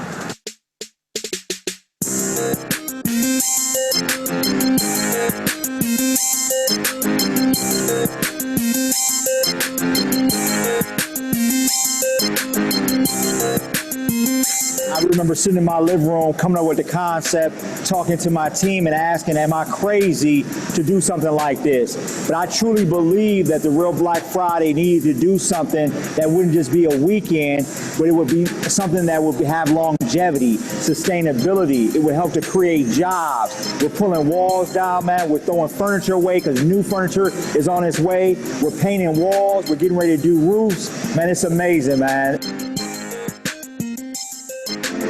They often say that it takes a village to raise a child. I feel like this when it comes to this business, you know. If I make it, and I know I will, it's going to be because there were people in the community supporting me and my family. I can't express without getting all teary, and I don't want to cry over again. But Lord, I just thank you, you know.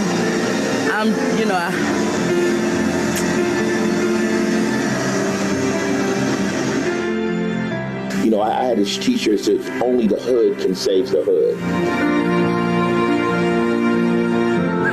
Give it up for her, y'all.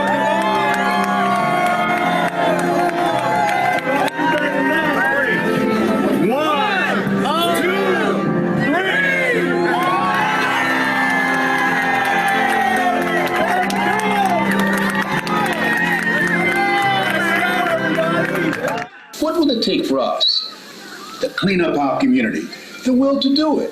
What will it take for us to begin to overcome poverty and begin to reduce the recidivism rate? The will to do it. When you focus on the will to do it, the possibilities are unlimited. Oh my God! Man, here with the fellas, man. This is the team that got it done. Man, Stacey led the way. We got great guys here, black men working together. We can work together, y'all. Sit together, get on the same page, and this is the result. So let's keep doing this, man. This is the first of many to come. We flipped this biz, y'all.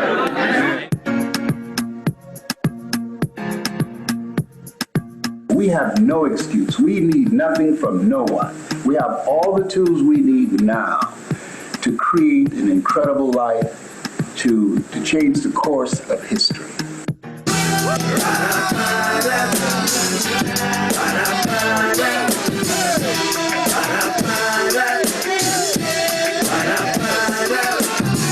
You have to remember that money was created to replace the barter system, okay?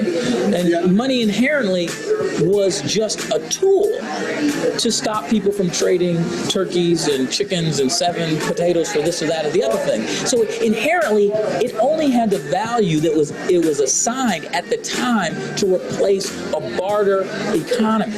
So this is not money. It tells you on it that it's not money. It says it's legal tender. So this is the game.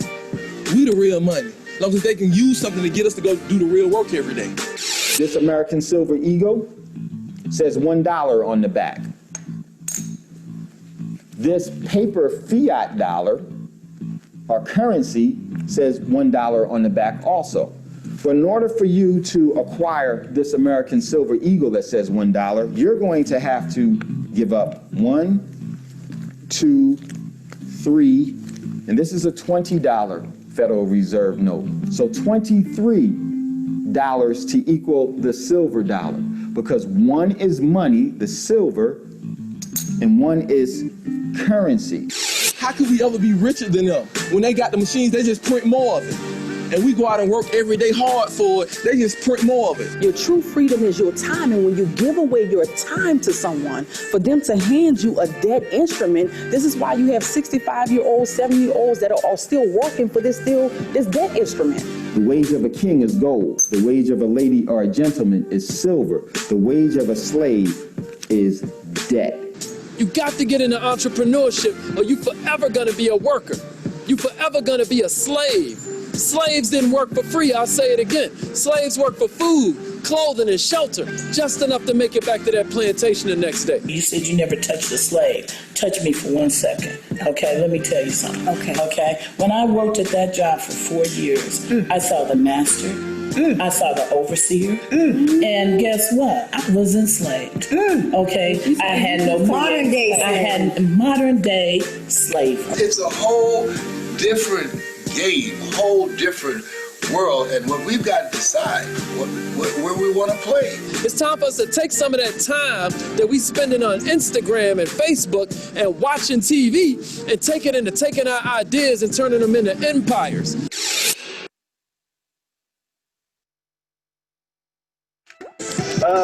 The sheriff's sale, judicial foreclosure. Can I have an opening bid? $100. $100. 5,000. 5,000. 6,000. 7,000. 7,000. $11,000. 12,000. $12,000. $13,000. 13,500. 13,500. 13,500 going once, 13,500 going twice. Sold for $13,500. Hey, house worth 580,000. Come on. I don't sing, I don't dance, but I bring knowledge. But you young people call it dope. I bring dope. No, not dope. I don't want to bring no dope. When you have a great product line, what you don't realize is that your products are your employees. They work for you 24/7. And now, in this stage, as your intellectual property is digitized, it's easier now to generate wealth and sustain it. You have to make sure there's something left when you're no longer here for your kids, for your grandkids, and future generations to come, because your job is no guarantee, but you are. Business in the United States is about family. The mother or the father pass it down to their kids to work. When you don't have that, then you have your child go to school so they could get a job with some other family. How determined are you to make certain that your children are financially free? So to go to school just to get a job, instead of figuring out how you can provide a service in a business, is a little bit lopsided now. It's better for a community to understand from legacy to own a story than to rent a story or have a story to tell. So from the perspective of me owning Little Professor Sky, I own that story. And see, the problem is we get paid on Friday, get drunk on Saturday, go to church on Sunday, and then go back to work on Monday. If I'm going to bed broke, I'm going to bed happy. I'm going to bed happy because I've created what I've created. If I go to bed with large amounts of money coming in, I can celebrate that too because I'm responsible for creating it. So I just think we have to move out of making someone else responsible for our financial well-being. What's up, Black Friday? This is the homie Rick Mathis, and right now, we are here in Atlanta for the revealing of my DNA. When you talk about your history, you don't just associate to slavery. Something happened before that. You were a king, you were a queen, and you once were, you still are. We about to go inside to get the party started. It's a celebration, y'all. We're going back to the roots. Come on.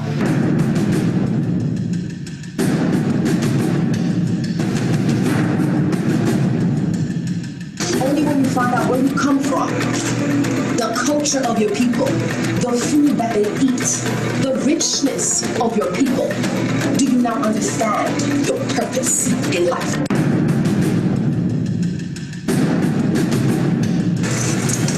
What do you guys think this man is from? Does anybody have a guess? Ooh, Sierra Leone. Okay, so one person says Sierra Leone. Nigeria. You say Ghana. Kenya. Liberia. Me, I'm from Congo, so I say he's from Congo. Clues now. Listen about this. Your country produces a lot of gold. A lot of gold. What? Do you know where you're from? Atlanta. Atlanta. You from your mom.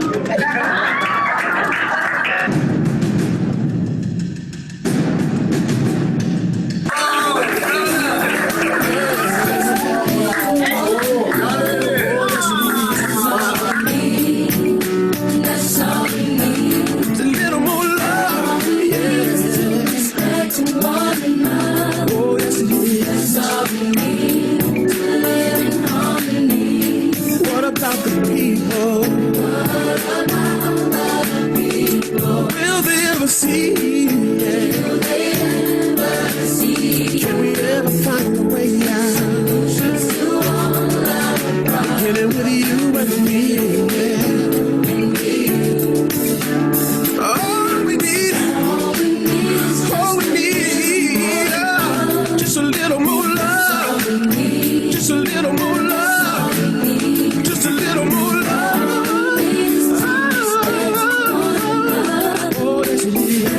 we need to live in harmony. Over the ocean, love and respect, you know how we can. No more.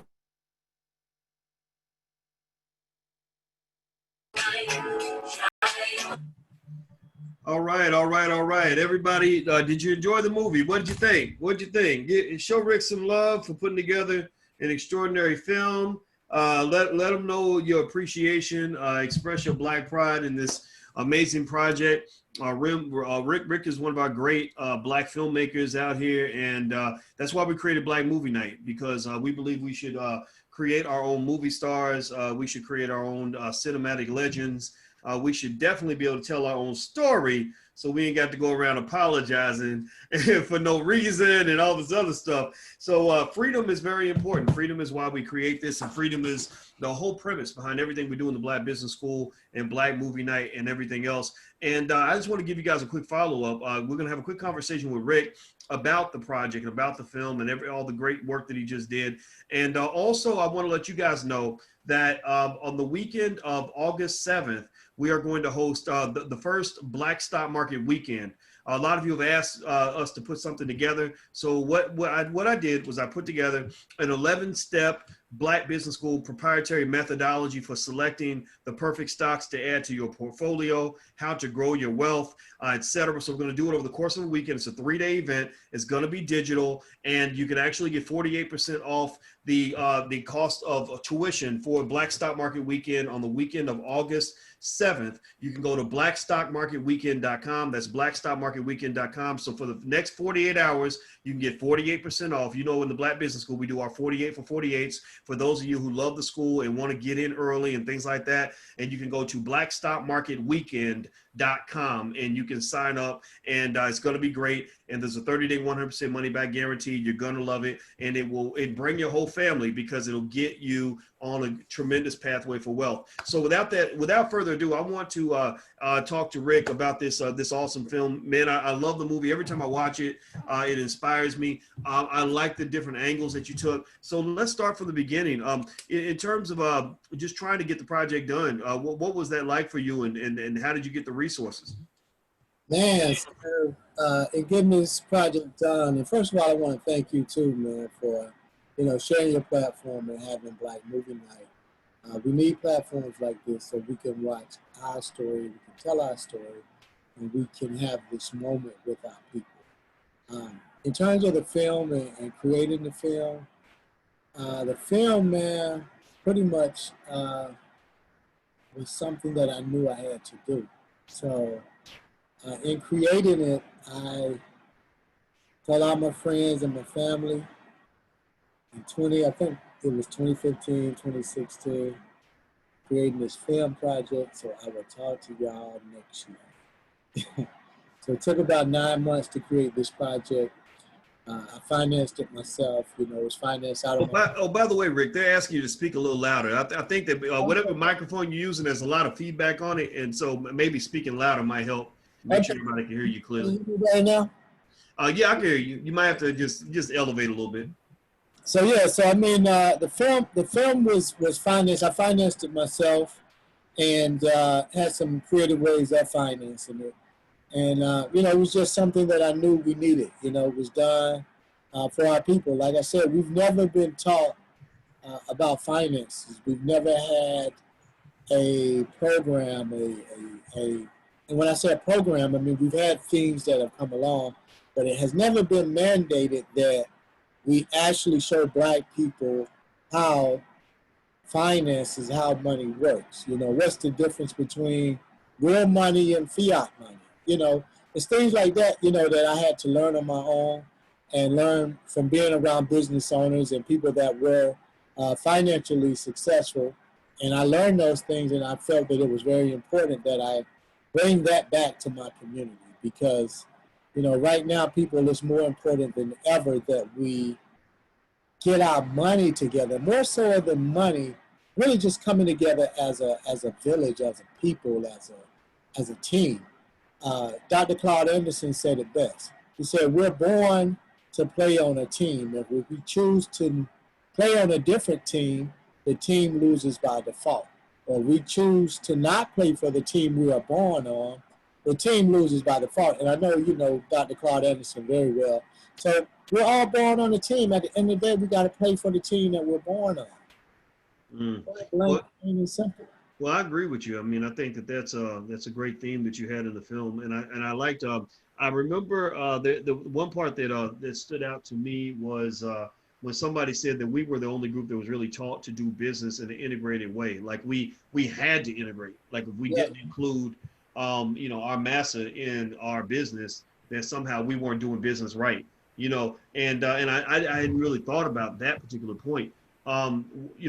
So let me ask you this. When you were doing the film, did you have anybody that felt like it was a little too black, or that you were trying to be too radical by promoting black economics and stuff like that? I mean, what was that part like for you? Because it was years ago, right? The world has changed since then.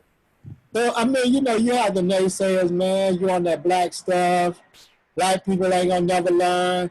I went to a black-owned business the other day, and my sandwich was cold. I ain't never going back to a black-owned business. So you have people that say that. But at the end of the day, it was my love for my community that said, hey, we got to do this. You know what I'm saying? Just like your love, Dr. Watkins, that you have for, the black community and knowing our greatness, knowing how powerful we are. We're just in a sleeping slumber now. And it's time that we wake up and really know and see who we are. You know what I'm saying? We're kings. I ended the film purposely with my reveal of knowing, that part of my roots go back to Ghana, but part of my roots are right here in America too.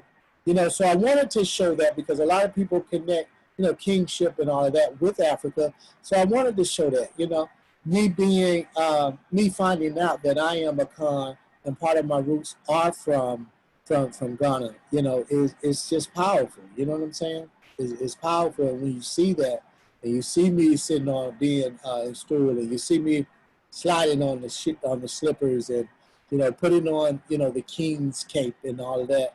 It's just powerful. It's powerful images that we need to see. Other than the stuff that we see on these reality shows and the killing and shooting up, that we see in these movies. It's time out for that. It's time that we start to tell another narrative. Mm-hmm. I agree with you, and I think it's very important. I think I'm really optimistic. I remember back in 2013, I remember I was on a panel with Cornel West, and I remember he was very upset because he felt like black people were sleepwalking entirely, like we weren't doing anything in terms of activism. We weren't trying to grow. We weren't trying to evolve, and the world has really changed a lot since that time. The world ain't sleep no more, and even this black economic message that guys like you and I have been speaking on for a very long time, that's become popular. That's become the default now. Now, a lot of celebrities in mainstream media were speaking that language.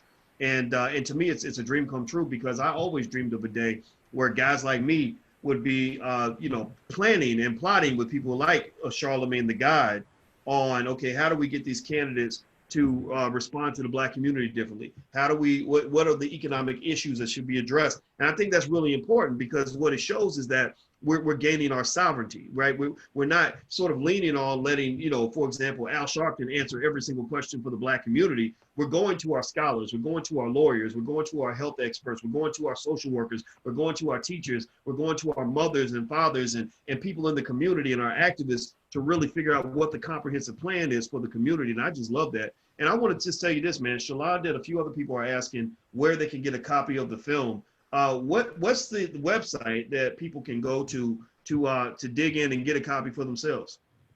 Well, we've taken the website down. About a year ago, I took the site down because what I wanted to do, and I did this unbeknownst of the coronavirus, the riots that were happening, that are happening now, or that took place earlier this year. I just said I wanted to take the film down for a moment and hit the reset button. So what I'm doing is I'm actually re-editing the film, and I'm going to release it as a web series. As a war series? A web series. Oh, web series.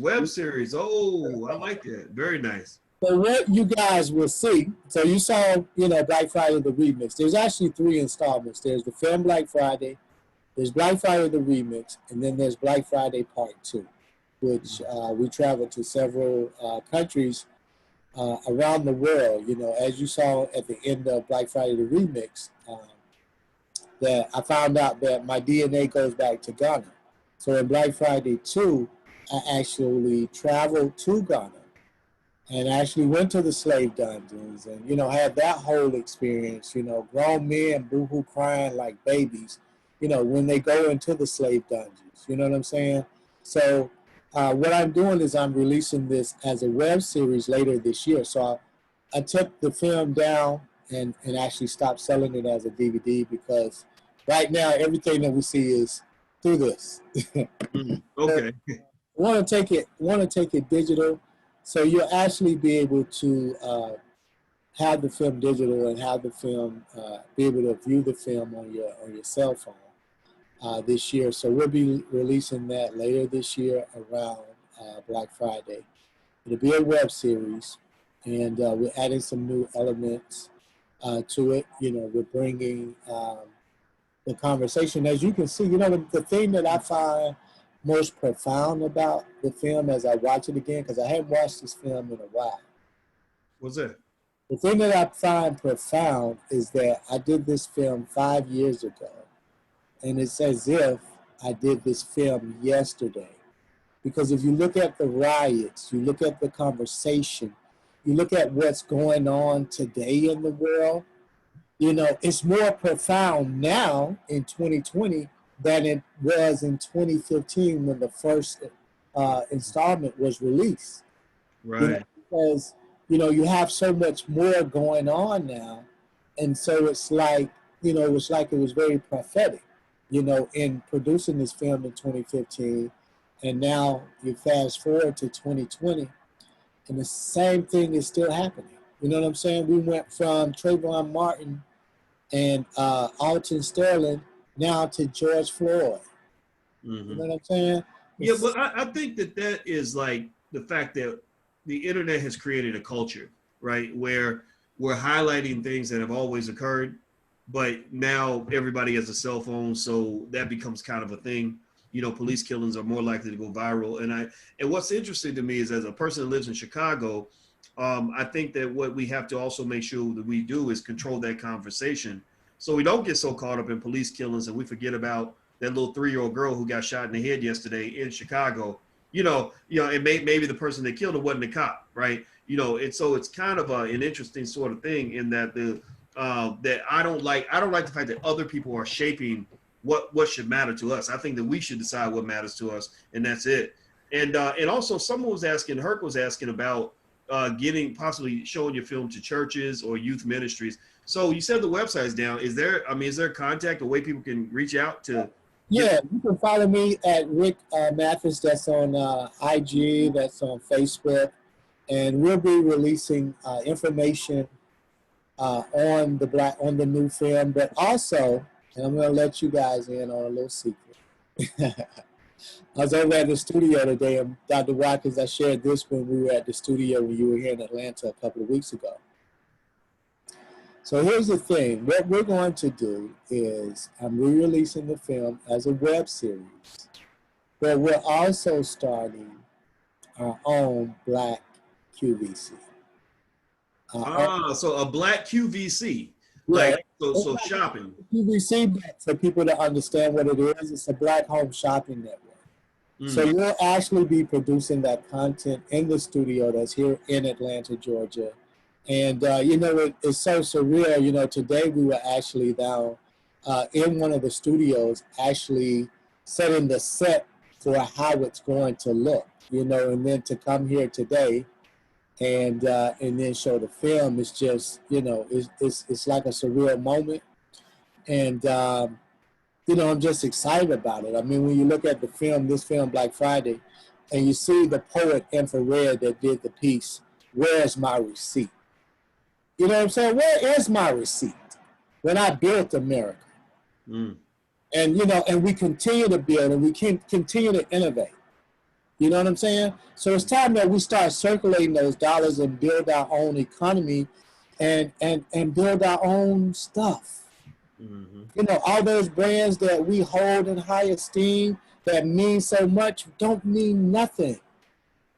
You know what I'm saying? We're suffering from a self-esteem problem. We're suffering from, you know, wanting to look like, you know, the Joneses and this other crowd. But at the end of the day, it's only a name that's on a particular product that makes it $10,000, $5,000, whatever the price is for it. It's time that we wake up out of that spell and understand that the products that we create is really what holds value, because those dollars, when we invest those dollars, and I like to say invest versus spend, when we invest those dollars circulate in our community, and those dollars help to feed another Black family. Right. Well, everybody in the chat that gets what we're saying, type the word invest. Type the word invest in the chat, because investing is important. A lot of millionaires, a lot of people don't know this, but a lot of millionaires don't really spend money. They make investments, and they just happen to be investments that they get to enjoy. You know, so they'll start a family business and get to write off the family vacation because they're doing business on the vacation, right? So everybody type the word invest. That should be a part of your culture. You should still spend if you want to. That's fine. There's nothing wrong with that. But you got to invest as much as you spend, and preferably invest more than what you spend. And I want to answer a question from Latasha. Latasha's asking about the difference between the Black Stock Market Program and the Black Stock Market Weekend. That's a great question, and it reminded me to tell you guys one thing. Some of you are already in the Black Stock Market Program in the Black Business School. You guys, you get to come to the Black Stock Market Weekend absolutely free. This was created for you. So those who want to come to the Black Stock Market Weekend can come in but two ways. You can either pay a one-time fee. It's $249, but for the next 48 hours, you can get 48% off. And that drops it down to, I think, $129, $139, something like that. Or you can actually do a 30-day trial in the Black Stock Market Program for $1. So you can either do the $1 trial in the Black Stock Market Program, or you can pay the one-time fee. It's totally up to you. And in that weekend, what we're going to do is we're going to go through an 11-step methodology that I put together specifically. You guys know I'm a finance professor. I say it all the time because new people come in and they don't know. They think I'm a guy on the internet just talking about stocks. People read a couple books and they feel like they're an expert. No, I studied this for 27 years at a PhD level. So what I did was I put together a methodology that you won't see in any book, you won't see anywhere, and it's designed specifically for you, specifically for Black people, based on where your income levels are, where your knowledge base is, what your liquidity needs are, and you're gonna love it. Nobody else has this anywhere. So feel free to go to either the blackstockmarketweekend.com and you can do the one-time fee, or go to the blackstockmarketprogram.com and you can do the $1 trial. Totally up to you. All right, guys, I'm gonna stop talking. I'm gonna let it get back to Rick. So Rick, let me ask you this, man. In terms of Atlanta and filmmaking, there's a lot happening in Atlanta. I mean, Atlanta really is what Hollywood used to be. You know, when I think about making a movie or whatever, I'm not really trying to go out west anymore. I go south, right? One interesting thing though is it seems that so much of Atlanta film is encapsulated by Tyler Perry and Tyler Perry Studios in Medea. And while we're very proud of Tyler and what he does, smart guy, Black cinema can't be consumed. Even 10% of what we're building can't be Medea, right? You know, it can't. Even 10% shouldn't be Tyler Perry. It should be, you know, there should be the Rick Mathises and Madam President and everybody else, all the other great filmmakers that are out there. How do you work on that? How do you sort of progress away from Atlanta film, Tyler Perry, Medea, to something that's more comprehensive and universal, that has a complete respect for our humanity, where there's space for Medea, but there's a whole lot more for us to choose from? Well, I will say this with respect. Tyler Perry knows it, but at the end of the day, Medea is dead, which is why he retired Medea.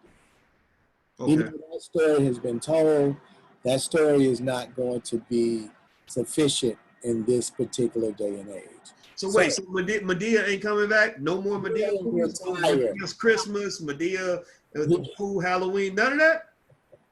Medea goes to jail, Medea shot your cousin, like no more Medea movies? Yeah, exactly. She's done. No more. I don't believe you. How many of y'all believe him? You're lying, man. You're lying. I put 5 on it. Medea ain't dead because Medea's a $1 billion brand. There's no way. Killing Medea will be like Disney killing Mickey Mouse. That ain't happening. What you really, you know how he's like, it's like the rappers. You know how the rappers always say they're retiring and then they come back and they're really just reinventing themselves. I think he's coming. Medea's coming back. No way. Hey, well, What makes you think she's gone? We got to call him out on it because he said Medea was done. He was retired from Medea. You know what I'm saying? And the thing too, like, you know, so it's time out. Like when you look at Tyler Perry, right? I love the model. I love what he's done in terms of building a studio that's black on, that's, you know, so amazing, like stellar. You know what I'm saying? In terms of the content that he produces, we need some help in that area, Tyler. So we need to reach out to some filmmakers and, you know, help with creative stories, and that will really be, resonate with the people of today, the stories that they want to hear today. So in terms of Atlanta right now is like the Wild Wild West. You have filmmakers, you have producers, you have directors, everybody moving to Atlanta to produce film content, right? So everybody's just doing it their way because once again, in the film industry, there aren't any rules right now. It's, you know, the only rule is be creative and tell a good story. And that's what wins. So, which is the reason why we're starting Studio House Atlanta, which is the name of the studio that will be, the flagship will be based in Atlanta, in downtown Atlanta. Because what we're doing is we're bringing a coalition of independent filmmakers, content creators together so that we can then say, this is how, when you come to Atlanta, you're going to have to come through Studio House Atlanta. We're going to set the tone. We're going to set the guidelines. We're going to set how things are supposed to be shot in Atlanta. And these will be the go-to people because our goal is to create Black excellence. I think I was sharing this with you when you came by the studio.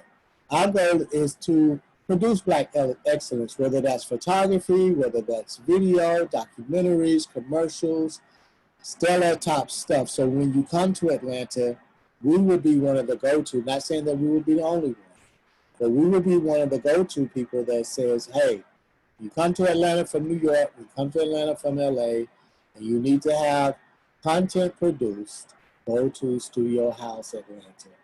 This is the guideline. So that's what we're doing because Atlanta really needs a code of ethics, if you will, for the film community. And they need to have, you know, bringing independent filmmakers together because that's really what we're doing. We're bringing independent filmmakers together and we're just producing some dope content. Well, I agree with you. I mean, I think that, you know, I was just talking, when I went down to Atlanta, I visited you guys, and then I went to meet with Madam President, an excellent creative out there, and also Jay Morrison. I went and hung out at the Black House with Jay. And what I really think is that, you know, all these little meetings all of us are having, you know, it's developing an infrastructure, I think, that can allow us to do some amazing stuff. And I think that, you know, we've got to build and we got to create. You know, I think that, you know, with Jay, what Jay and I talked about today was, I said, we need an award show, you know, and we sat there, we talked about it on the phone, and basically the awards, the concept that we put together was, I think the working title that Jay and I are using now is the Tubman Garvey Black Excellence Awards. And we're going to do it at the Black House. And I work with Jay because Jay's a guy that gets things done. He's not a guy that just does all this yapping. We got a whole lot of yappers, a whole lot of, you know, people that, oh, I got this big vision, we can do this and do that. Well, you got to know the difference between talking and doing. If you ain't doing nothing, then you ain't said nothing. You're talking, for every one word that comes out of your mouth, there are 100 words that come out through every action. And so the reason I like to work with guys like yourself, or guys like Jay, and some others in the industry, Dorian Chandler and some others, is I like people that get things done. Even if it's not done perfectly, if it's finished and it's complete, then it's done. And, you know, because what happens is you have too many people that go around peddling hope, and they talk big. They talk, you know, they talk big shit, but the bank account ain't matching. You know what I mean? Like they talking, you know, the dream is big. I'm gonna set up a gigantic shopping mall, $1 billion project that's gonna take over the world, and that's great. But that becomes very overwhelming and very stressful when you're thinking like, how are we gonna get all the money to do this? And you're like, so what have you even done to even begin the process? And they haven't lifted one brick, haven't bought no plots of land, haven't set up any sort of plan. And I remember when Jay was putting together the Tulsa Fund, and the reason I'm bringing Jay in also is because you got to give him his props for probably doing what is pulling off one of the biggest feats in this generation. You know, that Tulsa Fund, that was some gigantic stuff. I mean, this man raised millions of dollars right out of the Black community, more individual investors than any other fund in America, white funds included, right? And this guy goes and raises all this money. And I remember when he called me and told me what he was trying to do.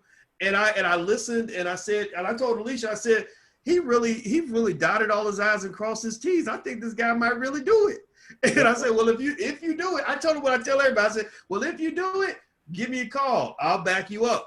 And my man showed up with all the paperwork intact, a full plan to put it together. So I said, okay, I told you I'd follow up. Here you go. I wrote a check. Nipsey Hussle wrote a check. A lot of people, you know, and I love that because I felt there's nothing that makes you feel more like a grown-ass man than when you're doing something for your people. Because I think that's what the Black man's supposed to be. He's supposed to be a leader, a builder, a creator, a developer, a defender, you know, an orchestrator, a leader, a visionary. You know, like we're supposed to do all these things together. And what's happened to this point, in my opinion, is that other people were the ones who had the big vision, and we ended up becoming chess pieces in somebody else's vision. You know, we're the little pawns that are moving around the chessboard, and there's no pride in that, right? So that's what excites me about this generation. I think that what you're doing is going to last. It's going to have an impact that's over 100 years. So I want to ask you this: what is your next? So you mentioned the web series. You mentioned Studio House Atlanta, which everybody should check this out. I went there. It's beautiful. It's amazing. You got to go check it out. So it sounds like you got a lot on your plate right there. Is there anything else that you have planned coming up that we should know about? Man, so we have a few other projects, but those are the ones that we can talk about now and really focus on. Okay. But you know, I will say this: there will be a lot of content produced out of Studio House Atlanta. We have some amazing things coming. I mean, it's an exciting time. Also, I co-host a show with a young lady by the name of Sonia Booker, who is my partner with Studio House Atlanta, called The New Code of Wealth. And we have this show on rolling out every Friday at 1 p.m. And basically what it is dealing with, you know, the pivot, you know, after the coronavirus. You know, BC, which is before coronavirus, we were doing business one way. And, you know, after the coronavirus, we're doing business a different way. So, you know, that's some of the things that we're talking about. And tomorrow's conversation is really evolving around or dealing with education, which, you know, you deal with homeschool a lot. So we're really talking about, you know, asking the question, are you sending your child back to school for fall semester? You know, that's the question, you know, that we're asking, and you can join us tomorrow at 1 o'clock on Rolling Out, you know, to have that discussion about that and to offer resources. We'll have one of the Atlanta School Board members there on the show tomorrow, as well as a couple of professors and some other people that are, you know, talking about this conversation. It's a very important conversation.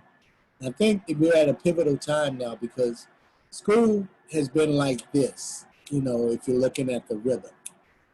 When the young people's mind is like this, as you know how quick their attention span and how short their attention span is. You know, they can only stay focused on a certain thing for, you know, a few seconds. You know what I'm saying? So I felt that the school system really needs to be revamped, and I think with the COVID-19 coronavirus, it's a great time to do that. You know, to totally revamp, you know, the school system. And you know, why am I taking certain subjects that I'm really not going to? It's really not going to help me to make money, or really not going to enhance who I am. You know what I'm saying? At the end of the day, you go to school to make money. So why not, you know, find out, identify what a young child's passion is, and then support that. If he likes art, if she likes, you know, fashion, let's get behind them and encourage them to do that. So that's really what I feel the new platform for schools should be. You know, well, I agree with you. I think COVID is a great opportunity For everybody that's watching, I think COVID is a great opportunity for you to really detox yourself from that system. You know, I think it's a great chance for you to form new habits. If you can accomplish two things, then you can pretty much be free in America right now. One is figure out a way to make money that does not involve you going to work. There's a whole lot of different ways to make money out here besides giving up hours of your life, thousands of hours. Remember, if you work 40 hours a week, that's 2,000 hours a year. That's 20,000 hours every decade. That's 80,000 hours by the time you retire. That's a lot of time you can be spent, thousands of hours that you can spend with your kids, spend with your parents before they die, spend with yourself, finding yourself, living your life, enjoying your life. So why do you spend, think about this. You talk about slavery. There was a great conversation about slavery. We think slaves have to work for free. We think that slavery means you work for nothing. No, you can get paid and be a slave. Slavery is the lack of freedom. It's a lack of control. So two ways you can be free in America. One is figure out a way to make your money without having to go to that job. And then two, find a way to educate your kids outside of that system. The internet is here. People like me are here. Every Thursday, the Black Business School has a free homeschooling training sessions from Noma Langa Mushali Moses, who's all the way down in South Africa, but she understands America very well because she lived here for 20 years. She does those every Thursday at noon. So we have all the resources you need. I'm a smart professor. I know other smart people. We can teach you everything you need to know. And most importantly, with your kids, all of our, think about this. Our kids will go to school and learn about George Washington. They will go to school and learn about Old English literature. They will, after school, learn how to play football and basketball, and none of those things will help them to pay their bills when they get older. None of those things are going to help them survive in America in terms of what they do with their children and their family. So it's not that those things don't matter. It's that those things should not be the top priority. You go to school a lot of times because you have to make money. And so I said, well, why aren't our kids taking a class just on how to make money? Right? Rich people do this. Rich people do this. Seriously, some of y'all hate Donald Trump. Well, guess what? Donald Trump's father did that with him. That's what he taught him. He sent him to military school so he could learn how to be tough, and then he sent him to school on how to make money. He taught him about stocks and bonds, taught him about real estate, taught him about owning businesses, and he said, son, if you know these three things, you ain't got to know nothing else, really, not in America. Right? So at the end of the day, give your children the right education so they can have the building blocks to be successful, so they don't feel the way some of you have felt, all of us have felt when you didn't have enough money, when you didn't have enough opportunity, when some horrible white man was telling you what to do. That ain't fun. We know this. So we're breaking out of this. Let's get out of jail together. Right? So last point, I want to ask Rick, how can people get in touch with you? How can they follow up with you if they want to talk to you and work with you and stuff like that? Man, I would say follow me on IG at Rick without the K Mathis. Follow me on Facebook, same thing, Rick without the K Mathis. Inbox me, message me. We have a lot of exciting things that are coming up. That I would love for you guys to be a part of. If you're a filmmaker, if you're a storyteller, definitely we need more cinematographers. We need more people to edit. So we will be submitting a call, online and, through different platforms such as Dr. Boyce Watkins, to look for these great people, because I am going to my community first, to find, that 5-star talent that we're looking for to produce this great content. All right, all right. So that's Rick Mathis without the C. It's spelled R-I-C. Get his name right, because let's say it again. Rick Mathis without the K. Oh, without the K. I said without the C, didn't I? I was thinking about the C, but I should have said without the K. But I know how to spell your name. I know it's not R-I-K. It's R-I-C. R-I-C Mathis. Sorry, guys. I no disrespect. Rick's been my friend for years. I know how to spell his name. And also, some of you were asking about the Black Stock Market Weekend. Don't forget, that's the weekend of August 7th. If you are a member of the Black Stock Market Program, you can get in for free, right? So this is for you guys. But if you're not a member, you can either join, go to theblackstockmarketprogram.com, THE, that's theblackstockmarketprogram.com. The first month is $1 if you want to do a trial, or you can just buy a ticket and come in directly, and you get 48% off for the next 48 hours. To do that, you would go to theblackstockmarketweekend.com. Somebody type that in, please. That's theblackstockmarketweekend.com. It's the weekend of August 7th. I'll break down the 11-step method. I'm going to spend the whole weekend training you on an 11-step method to add investments to your portfolio. It's something I know that works because it's exactly what I do, and it's worked very well for me, and it fits all the science, and it will be very easy. Bring your kids, bring your baby mama, bring your grandma Lucy, bring everybody, because everybody that comes there will learn, and it's going to be a lot of fun. It's going to be 3 days. So So thanks a lot, Rick, man. It was great to see you, brother. Yeah, thanks for having me, man. Thanks for the people watching and attending.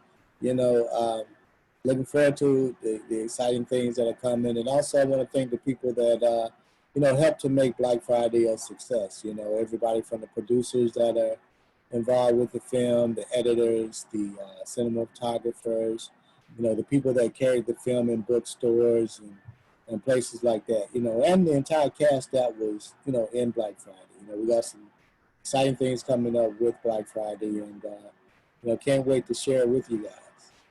Awesome. Well, everybody, before you go, if you could, please join me in giving Rick a digital round of applause. Please thank him for his hard work.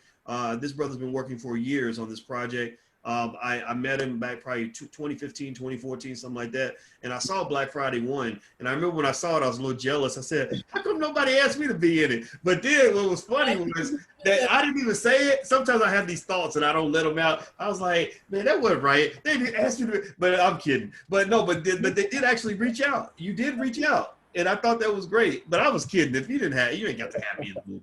But I was honored and flattered to be a part of it. I have a tremendous amount of respect for this brother. You know, he is our Steven Spielberg, right? So let's stop worshiping what they got going on and start really supporting and being a part of what we got going on. Because I believe, I don't know about y'all, but I believe that what we got going on is better than what they can ever have going on. Because we the best. We number one. Give a salute to Black people. Be one, hashtag be one in the chat. I love you guys. Thank you for hanging out. I'll announce when the next Black Movie Night is coming. I'll put you guys on the list. I'll email you a few times and let you know when it's going to happen. We're going to keep doing this. If you have a film, if you have a project, if you are a filmmaker and you want to be considered for a Black Movie Night, email or type in this email somebody for me so everybody can see it. It's producer@flynubianmedia.com. That's producer@flynubianmedia.com. So I'm saying one more time. Producer@flynubianmedia.com. You email, send over a link to your video, and we'll take a look, and we'll consider you for Black Movie Night if you'd like to be on it. We're here to support the growing Black film industry, and we got big plans, a lot of big things popping for 2022, 2021, 22, 23, and beyond. So love you guys. Thank you for everything. God bless all of you, and I'll see you guys real soon. Thanks a lot, Rick. Take care, brother. All right. Peace.